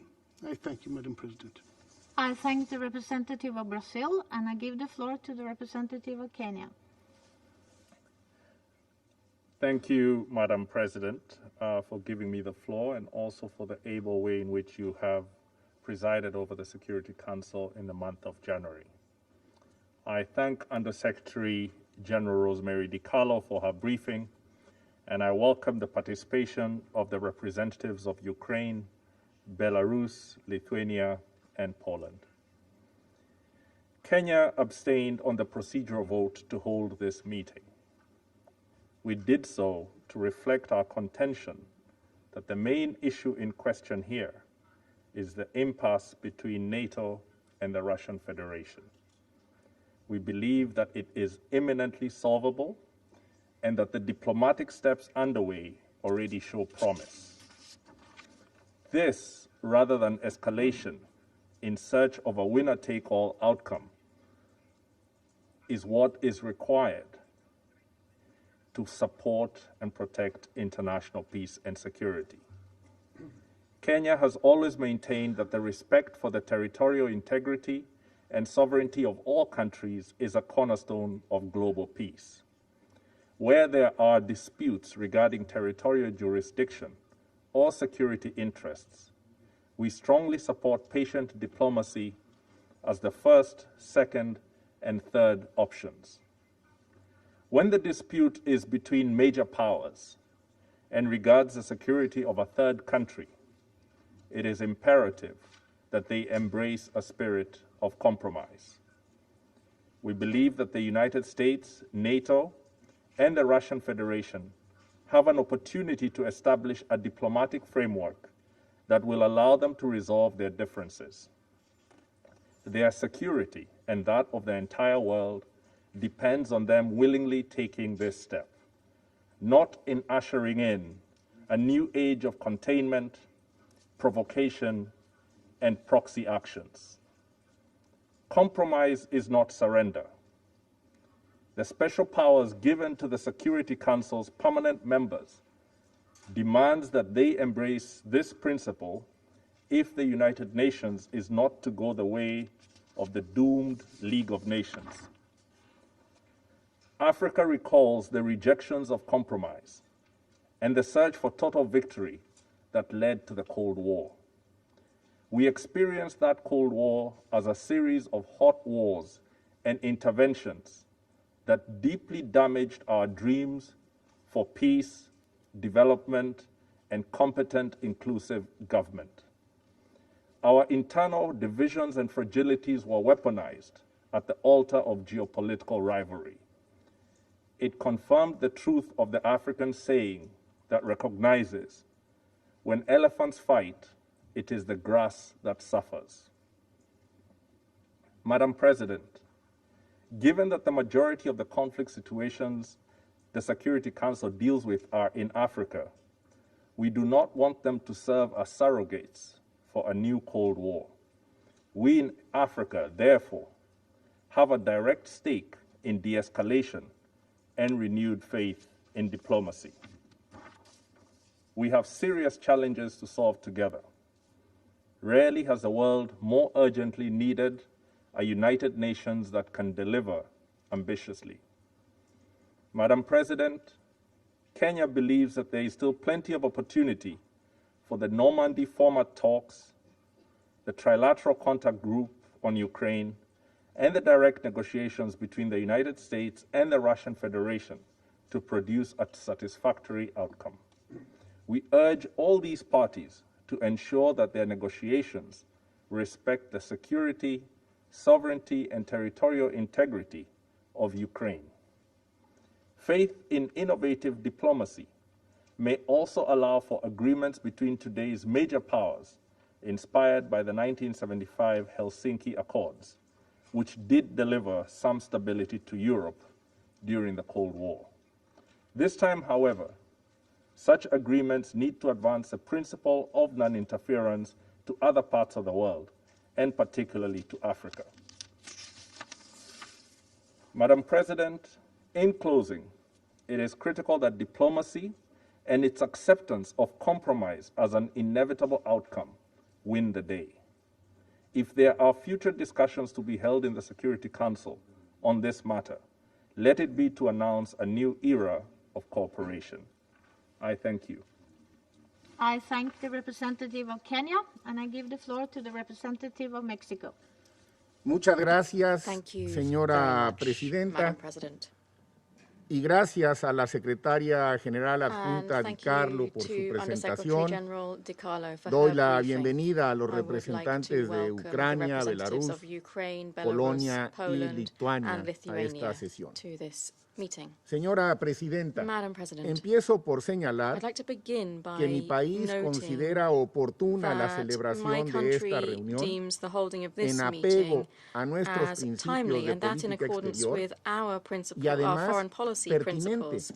In toda addition, vez we que el deem it Consejo de relevant Seguridad since the Security debe ser Council informado must be sobre la informed situación about que the prevailing prevalece en Ucrania. situation in Ukraine. No está en nuestro It interés is not in our interest contribuir to a polarizar contribute to aún más la further narrativa. polarizing the narrative. Así que me limitaré a Thus, señalar I lo will que para limit myself México to constituyen noting what for principios Mexico básicos should para be abordar el basic asunto principles for the en consideration of cumplimiento this con la matter Carta de in las accordance Naciones with Unidas. the United Nations Charter. Para el caso me referiré In a this tres case, de I ellos. will refer to three of them. La proscripción de la The amenaza o el uso de la prohibition fuerza en on las the relaciones threat or the use of force internacionales, in international el relations, principio de no the intervención principle of y non-intervention, la solución pacífica and de the las peaceful controversias. settlement of disputes.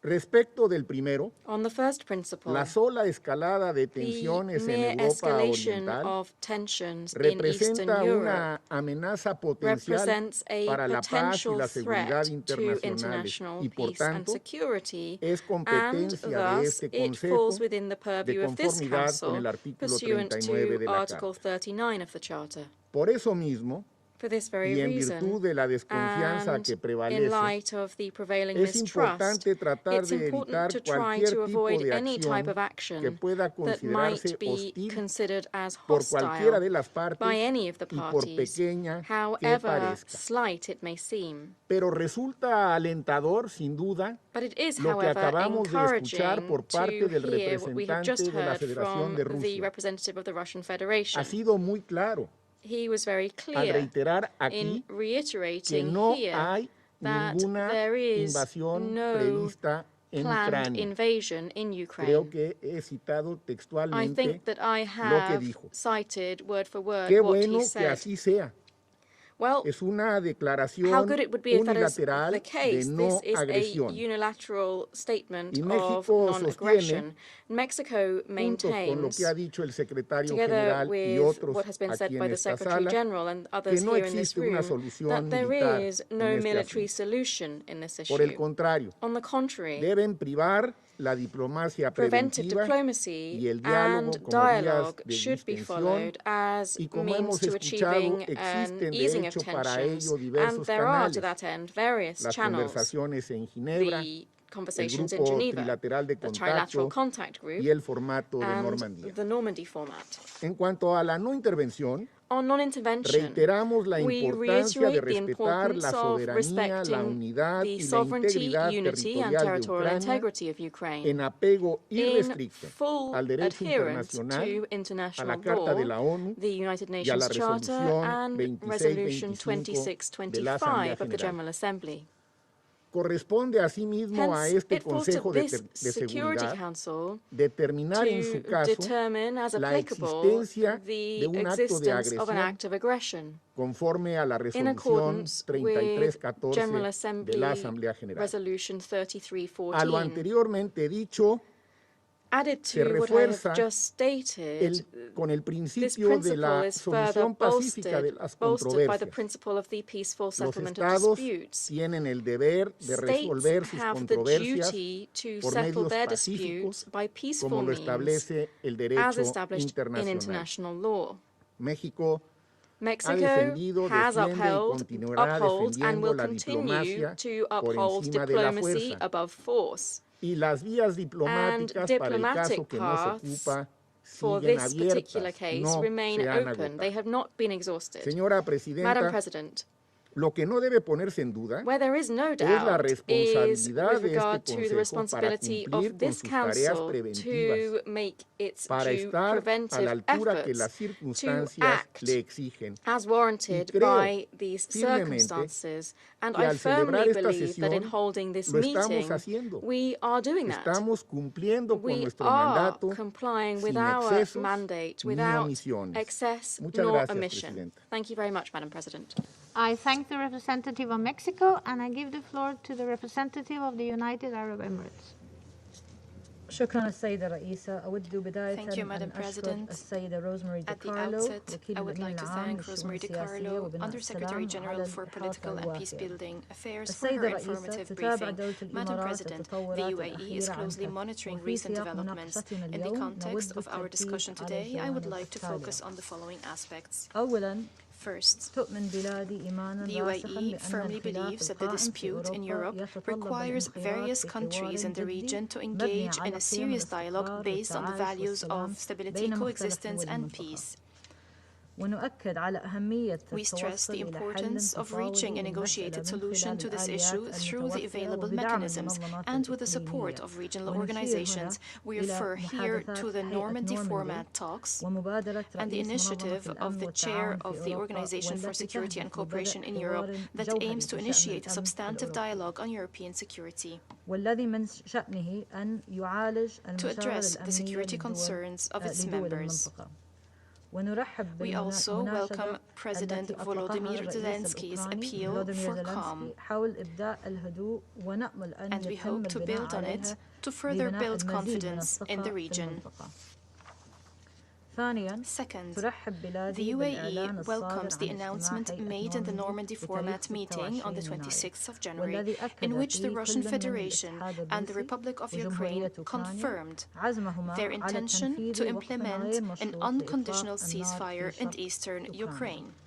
ونعول على We are المبادرات counting on the المختلفة various الجارية initiatives حالياً currently underway لإتاحة to الفرصة allow for للحوار dialogue, بما في ذلك including بين between الولايات the United المتحدة States and the والاتحاد Russian الروسي. Federation. whose existing diplomatic efforts must be supported and given space to achieve the desired results. The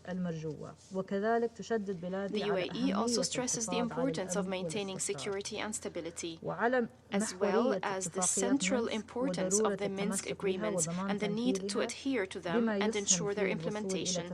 This will contribute to reaching a comprehensive regional understanding that maintains the security and stability of the concerned countries and addresses all their legitimate concerns. Third, escalation must be avoided as it could have a negative impact on civilians and exacerbate the fragile humanitarian situation in eastern Ukraine. In this spirit, we stress the importance of considering the humanitarian needs of civilians and of preventing the deterioration of the humanitarian situation in the region. Fourth, respect for and adherence to international law is essential to ensure that the situation in Eastern Europe does not deteriorate further.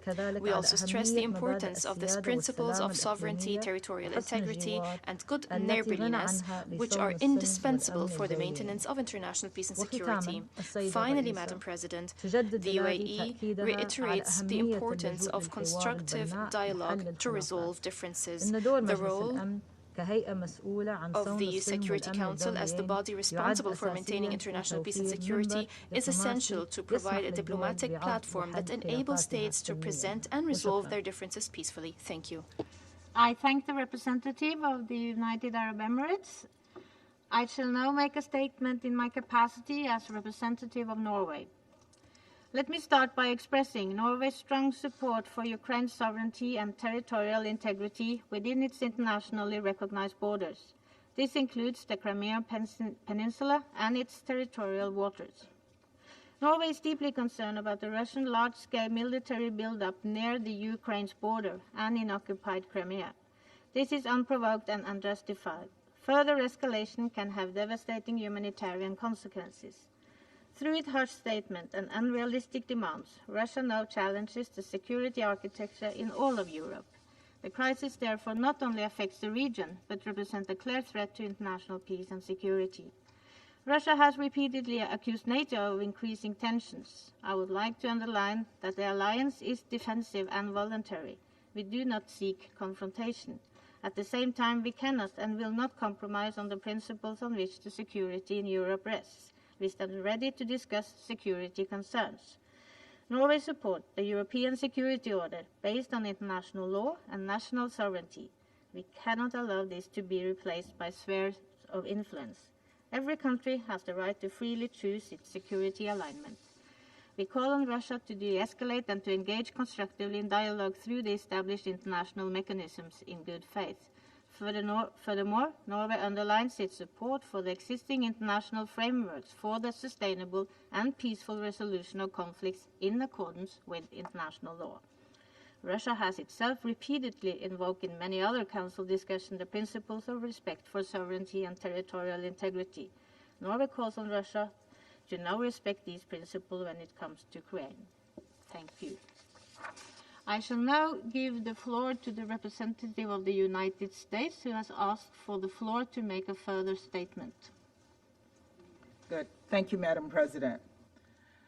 I can't say that I am surprised by my Russian colleagues' comments, but I am disappointed. Madam President, I cannot let the false equivalency go unchecked, so I feel I must respond. Let me be clear, there are no plans to weaken Russia, as claimed by our Russian colleague today. On the contrary, we welcome Russia as a responsible member of the international community, but its actions on the border of Ukraine are not responsible. The threats of aggression on the border of Ukraine, yes, on its border, is provocative. Our recognition of the facts on the ground is not provocative. The threats of action, if Russia's security demands aren't met, is provocative. Our encouraging diplomacy is not provocative. The provocations from Russia, not from us or other members of this Council. We have made clear our commitment to the path of diplomacy. I hope our Russian colleagues will also choose this path and engage peacefully with the international community, including Ukraine. I say to Russia simply this: your actions will speak for themselves, and we hope and encourage that you make the right choices before this council today. Thank you very much. I thank the representative of the United States. I give the floor to the representative of the Russian Federation, who has asked for the floor to make further Благодарю вас, господин председатель. Я не планирую превращать наше заседание в диалог между Россией и Соединенными Штатами. Мы все, что хотели, сказали в нашем сегодняшнем выступлении. Однако мы по-прежнему искренне понимаем, о каких угрозах, провокациях, эскалациях со стороны России идет речь и что нам меняется. Но да ладно, я вам высказался по этому поводу выступления. Я хотел бы обратить внимание, что когда я слушал выступление представителей Соединенных Штатов, как мне показалось, я не услышал ни одного упоминания, ни одной ссылки на Минские соглашения, на резолюцию Совета Безопасности 2202. И это, кстати говоря, очень показательно. Вот в таком контексте мы должны говорить об регулировании украинского кризиса. А Соединенные Штаты уводят эту тему совершенно в другую область. И, наконец, госпожа председатель, я хочу извиниться перед членами Совета и не воспринимать мой уход как демарш. Те страны, которые будут выступать после того, как предоставить им слово, я иду навстречу генеральным секретарем в преддверии нашего председательства в Совете, который начинается завтра. И, к сожалению, не могу перенести ее в связи с графиком генерального секретаря. So I can't change this situation because of the SG's timetable, so I'm going to have to leave. I do apologize. Thank you. I thank the representative of the Russian Federation. I wish now then to again remind all speakers to limit their statement to no more than 5 minutes in order to enable the Council to carry out this work expeditiously. I now give the floor to the representative of Ukraine. Well, thank you, Madam President. I would like immediately to apologize that I may not be within the 5-minute limits, especially given the length of the Russian intervention. I would like to express my gratitude to the Norwegian presidency for calling this briefing of the Security Council, of the need of which I spoke exactly a fortnight ago with Her Excellency Foreign Minister of Norway during our meeting here in New York. I express our thanks to the US, who as a member of the Security Council, in close coordination with Ukraine and partners, requested today's briefing. And of course, I express our appreciation of the presentation by Undersecretary Di Carlo.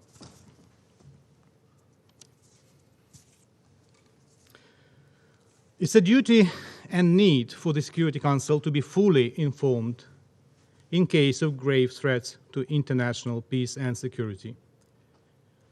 What is going on along the border with Ukraine, where the Russian Federation continues its military buildup, falls under the above qualification. It is important that Ukraine's vote is heard today in the Security Council and is not lost in translation when the position of my country has been delivered by a foreign ambassador in the Russian language.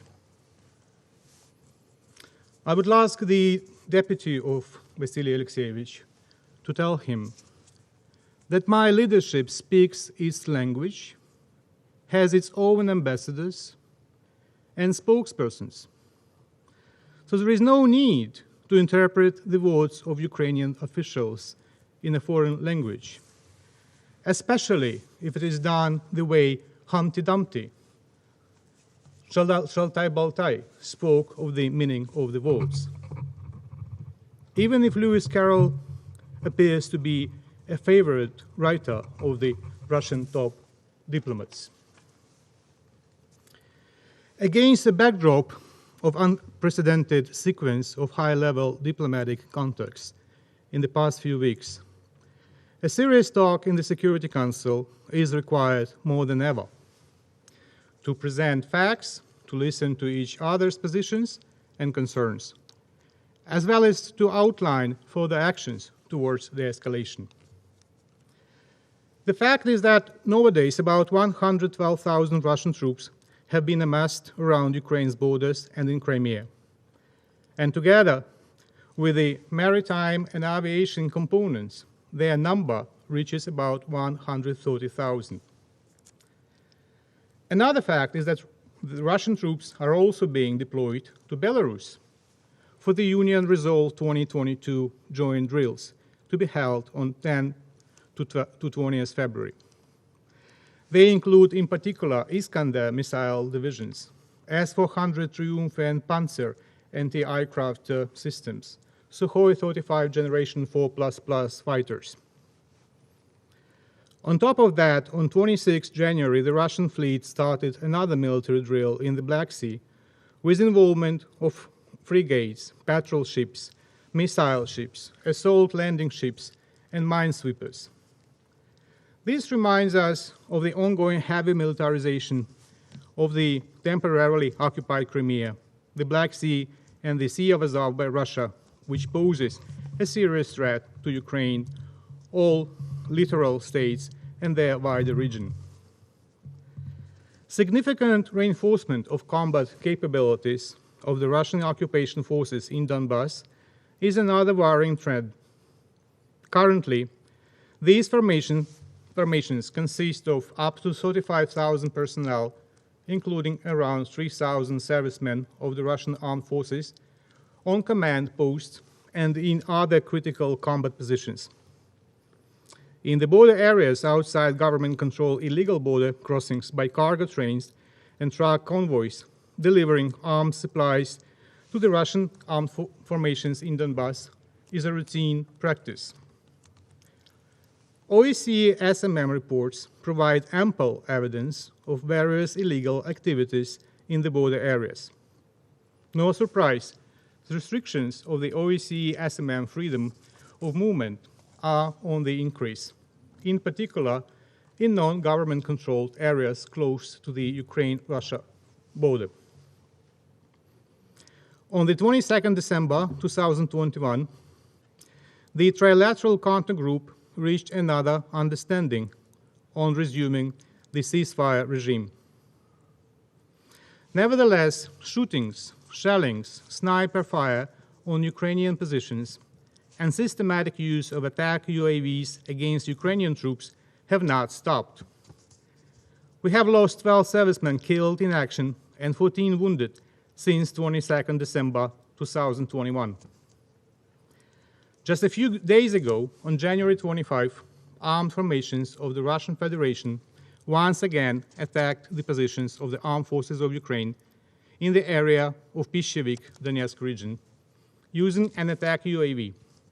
VOG-17 fragmentation grenades dropped from the UAV resulted in severe injuries to 2 Ukrainian servicemen. The current impasse in the consultations process within the framework of the TCG continues on practically all tracks. While the decisions adopted by the Normandy format leaders during their December 2019 summit in Paris remain unimplemented. Over the past year and a half, we have seen deliberate efforts by the Russian side to obstruct TCG activities and even to prevent finalization of the already agreed, including at the expert level, arrangements within TCG in the security and humanitarian areas. All this is accompanied by Russia's stubborn denial of being a party to the armed conflict that has been raging for 8 years now in the Donbas region of Ukraine, attempts to impose a so-called direct dialogue with these puppet occupation administrations, as well as refusal to engage in substantive discussion on political settlement of the conflict. The question is why all these Russian forces are there. We have asked this question on different fora, along with sending own clear messages. Ukraine is not going to launch military offensive neither in Donbass, nor in Crimea, nor anywhere else. Ukraine sees no alternative to peaceful resolution of the ongoing conflict and restoration of its sovereignty and territorial integrity. Yet we also see a surge in Russian disinformation campaign, including false accusations of Ukraine plotting a military attack. This is not going to happen. This is direct evidence of Russia's unwillingness to de-escalate and prepare to justify its possible further aggression. We are well aware of Russia's history of ploys and provocations, and we will do everything possible to prevent another Manila-type provocation by Russia. Once again, I have clear instructions from my government to reiterate today the absence of any aggressive intention, as well as Ukraine's strong commitment to peace. Today we have heard from the Russian side that they do not intend to launch a war against my country, although one should rather speak about to launch a new phase of the Russian aggression. It is a very important message, as we still lack credible explanations by Russia of its actions and military movements. Based on experience, we cannot believe Russian declarations, but only practical moves on withdrawal of troops from the border. Madam President, Ukraine strongly rejects any attempt to use the threat of force as an instrument of pressure to make Ukraine and our partners accept illegitimate demands. There is no room for compromise on principal issues. The most principal position for Ukraine is that we have inherent sovereign right to choose our own security arrangements, including treaties of alliance which cannot be questioned by Russia. Moreover, this right is enshrined in many international legal instruments that Russia itself is a party to. Ukraine will not bow to threats aimed at weakening Ukraine, undermining its economic and financial stability, and inciting public frustration. This will not happen, and the Kremlin must remember that Ukraine is ready to defend itself. At the same time, we support the need to keep diplomatic channels with Russia open, if that prevents a shift to military tools. My president has reiterated most recently that he is ready to meet his Russian counterpart. If Russia has any questions to Ukraine, it is better to meet and talk, not to bring troops to the Ukrainian borders and intimidate Ukrainian people. For Ukraine, the first priority today is to achieve a sustainable and unconditional ceasefire in Donbass. The ceasefire regime must be guaranteed, reliable, and on this basis, further steps can be taken. Intensification of the work of the Normandy format, including at the level of leaders of the four countries, is an important prerequisite for next steps towards lasting peace in Donbass. And we are ready to resume Normandy 4 talks in all formats. The recent political advisors meeting on 26 January in Paris, despite many differences, gives a hope for a continuation of the negotiation process, which Ukraine will staunchly support. Madam President, we consider that despite the Russian attempt to impede the briefing from being held, the Security Council and the wider UN membership have received today a very important information that the members of the Security Council need to take an informed decision when appropriate to act swiftly and decisively in employing preventive diplomacy under the Chapter 6 of the UN Charter that rests on the Security Council responsibility to investigate any dispute or any situation which might lead to international friction or give rise to a dispute. After listening to the Russian ambassador today, I would like to ask how long Russia will pursue a clear attempt to push Ukraine and its partners into a Kafka trap. And still, I perhaps should acknowledge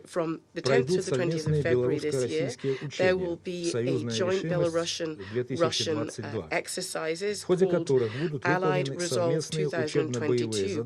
During these drills, there will be joint drills carried out for specific purposes. We note that these options for actions for this regional group of troops are something that have been regularly developed during joint exercises. They are always purely defensive in nature, and they pose no threat either for our European partners or our neighboring countries.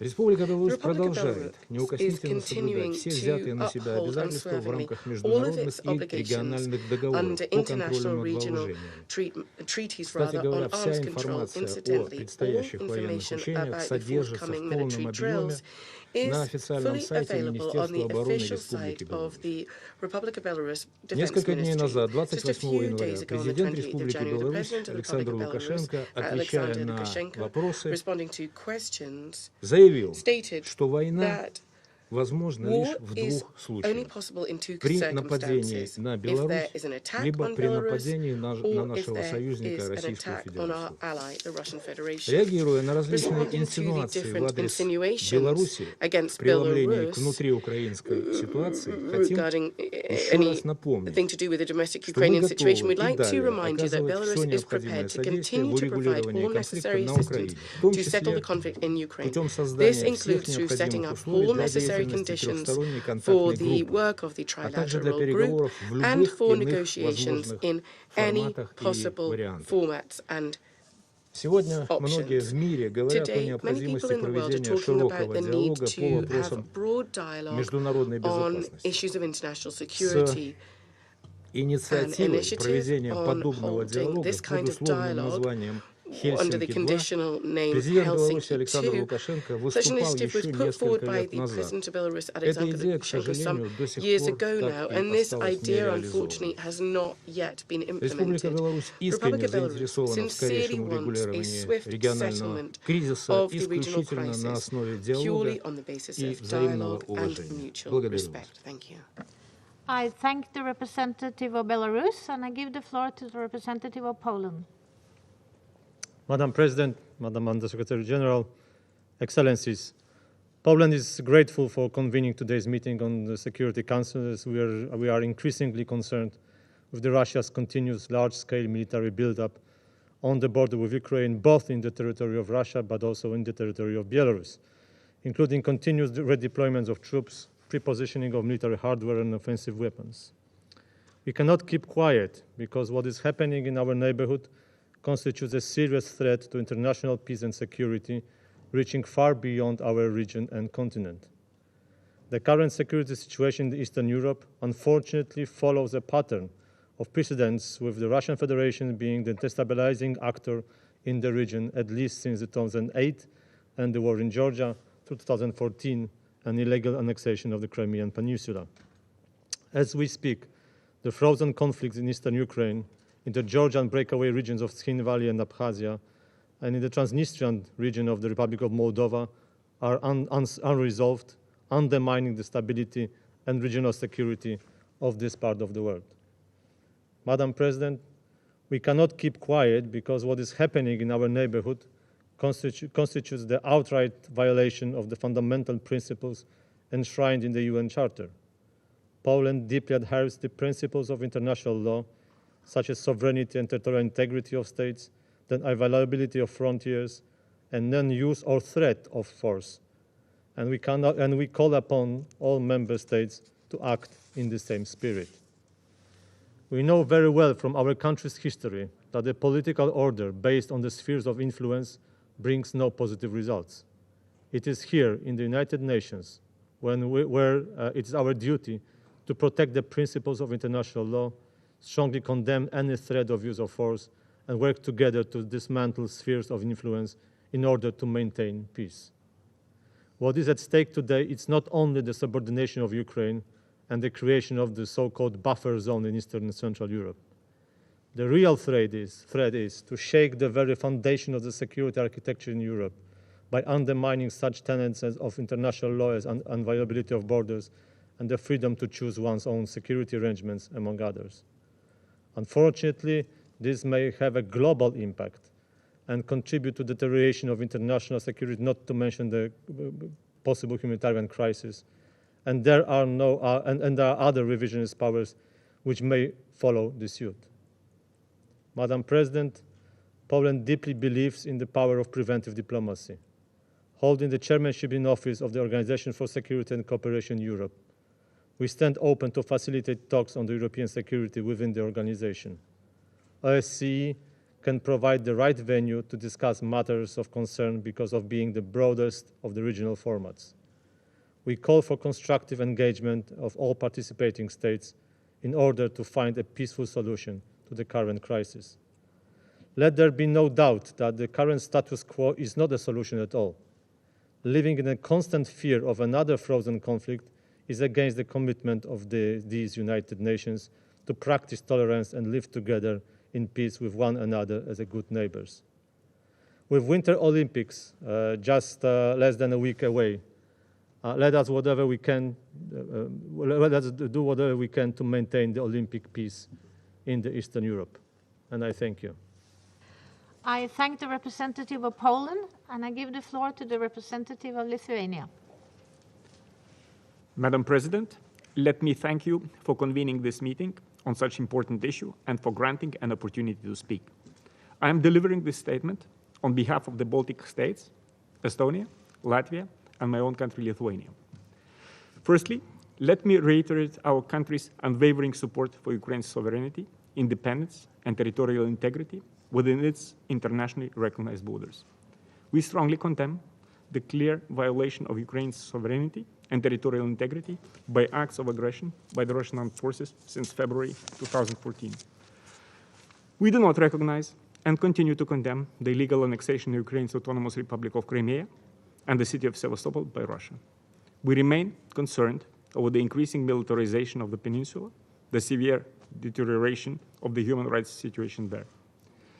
Let me add, in this context, that we welcome the establishment of the International Crimean Platform launched at the kickoff summit that took place on 23rd August in Kiev, and support the implementation of its joint declaration. We invite other UN members to join this initiative as well. Madam President, the conflict in Ukraine has claimed around 14,000 lives, displaced 1.5 million persons, and has resulted in countless suffering on both sides of the contact line in eastern Ukraine.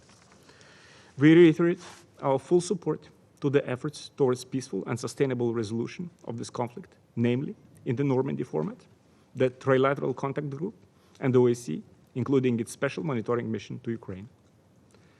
Yet, despite all international efforts, until now, we see little progress towards the resolution of this conflict. Ukraine's constructive approach has not been reciprocated by Russia. We condemn Russia's continued aggressive actions and threats against Ukraine and call on Russia to de-escalate the situation and to abide by international law. We call on Russia to immediately stop fueling the conflict by providing financial and military support to the armed formations it backs, and to withdraw the Russian military troops and materiel from the eastern border of Ukraine and Crimean Peninsula. Madam President, despite all diplomatic efforts, Russia further escalates and continues military deployment around Ukraine's borders. Moreover, Russian troops are deployed in Belarus as well. This adds up to the current escalation and is of direct concern to us. Kremlin continues to use a false narrative that Russia is forced to defend itself from a threat, even as the opposite is true. It is Russia who is threatening Ukraine and other neighbors by positioning over 100,000 troops. Russia is not a victim, as it attempts to portray itself. It is the aggressor, strengthening its security at the expense of others. By its own actions in the Georgian breakaway regions of South Ossetia and Abkhazia, the Transnistrian region, the illegal annexation of Crimea, Russia has contributed to a significant deterioration of security environment in Europe. We reaffirm full commitment to the core principles of international security enshrined in the UN Charter, founding documents of the OSCE, including the Helsinki Final Act and the Charter of Paris, and others. This includes, notably, the sovereign equality and territorial integrity of states, the inviolability of frontiers, refraining from the use of force. Their violation by Russia is an obstacle to a common and indivisible security space in Europe and threatens peace and stability on our continent.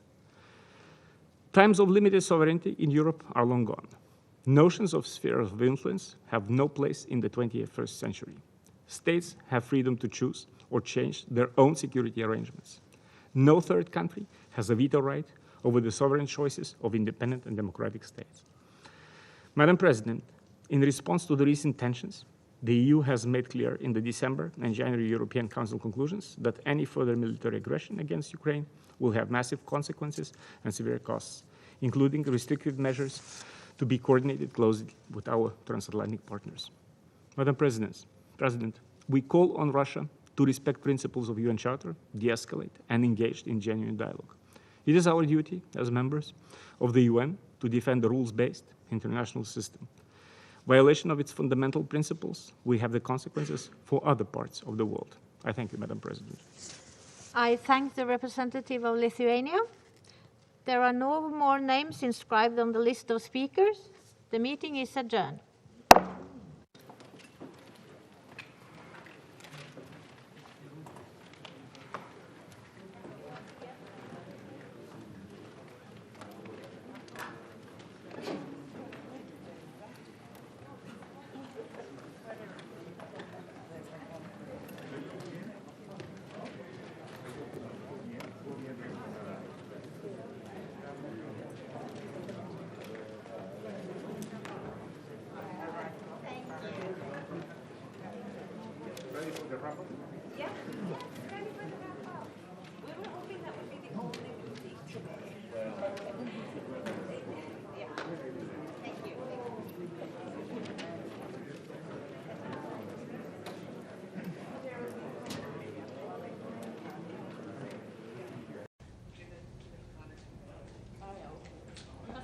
Biden hat so ein Statement released.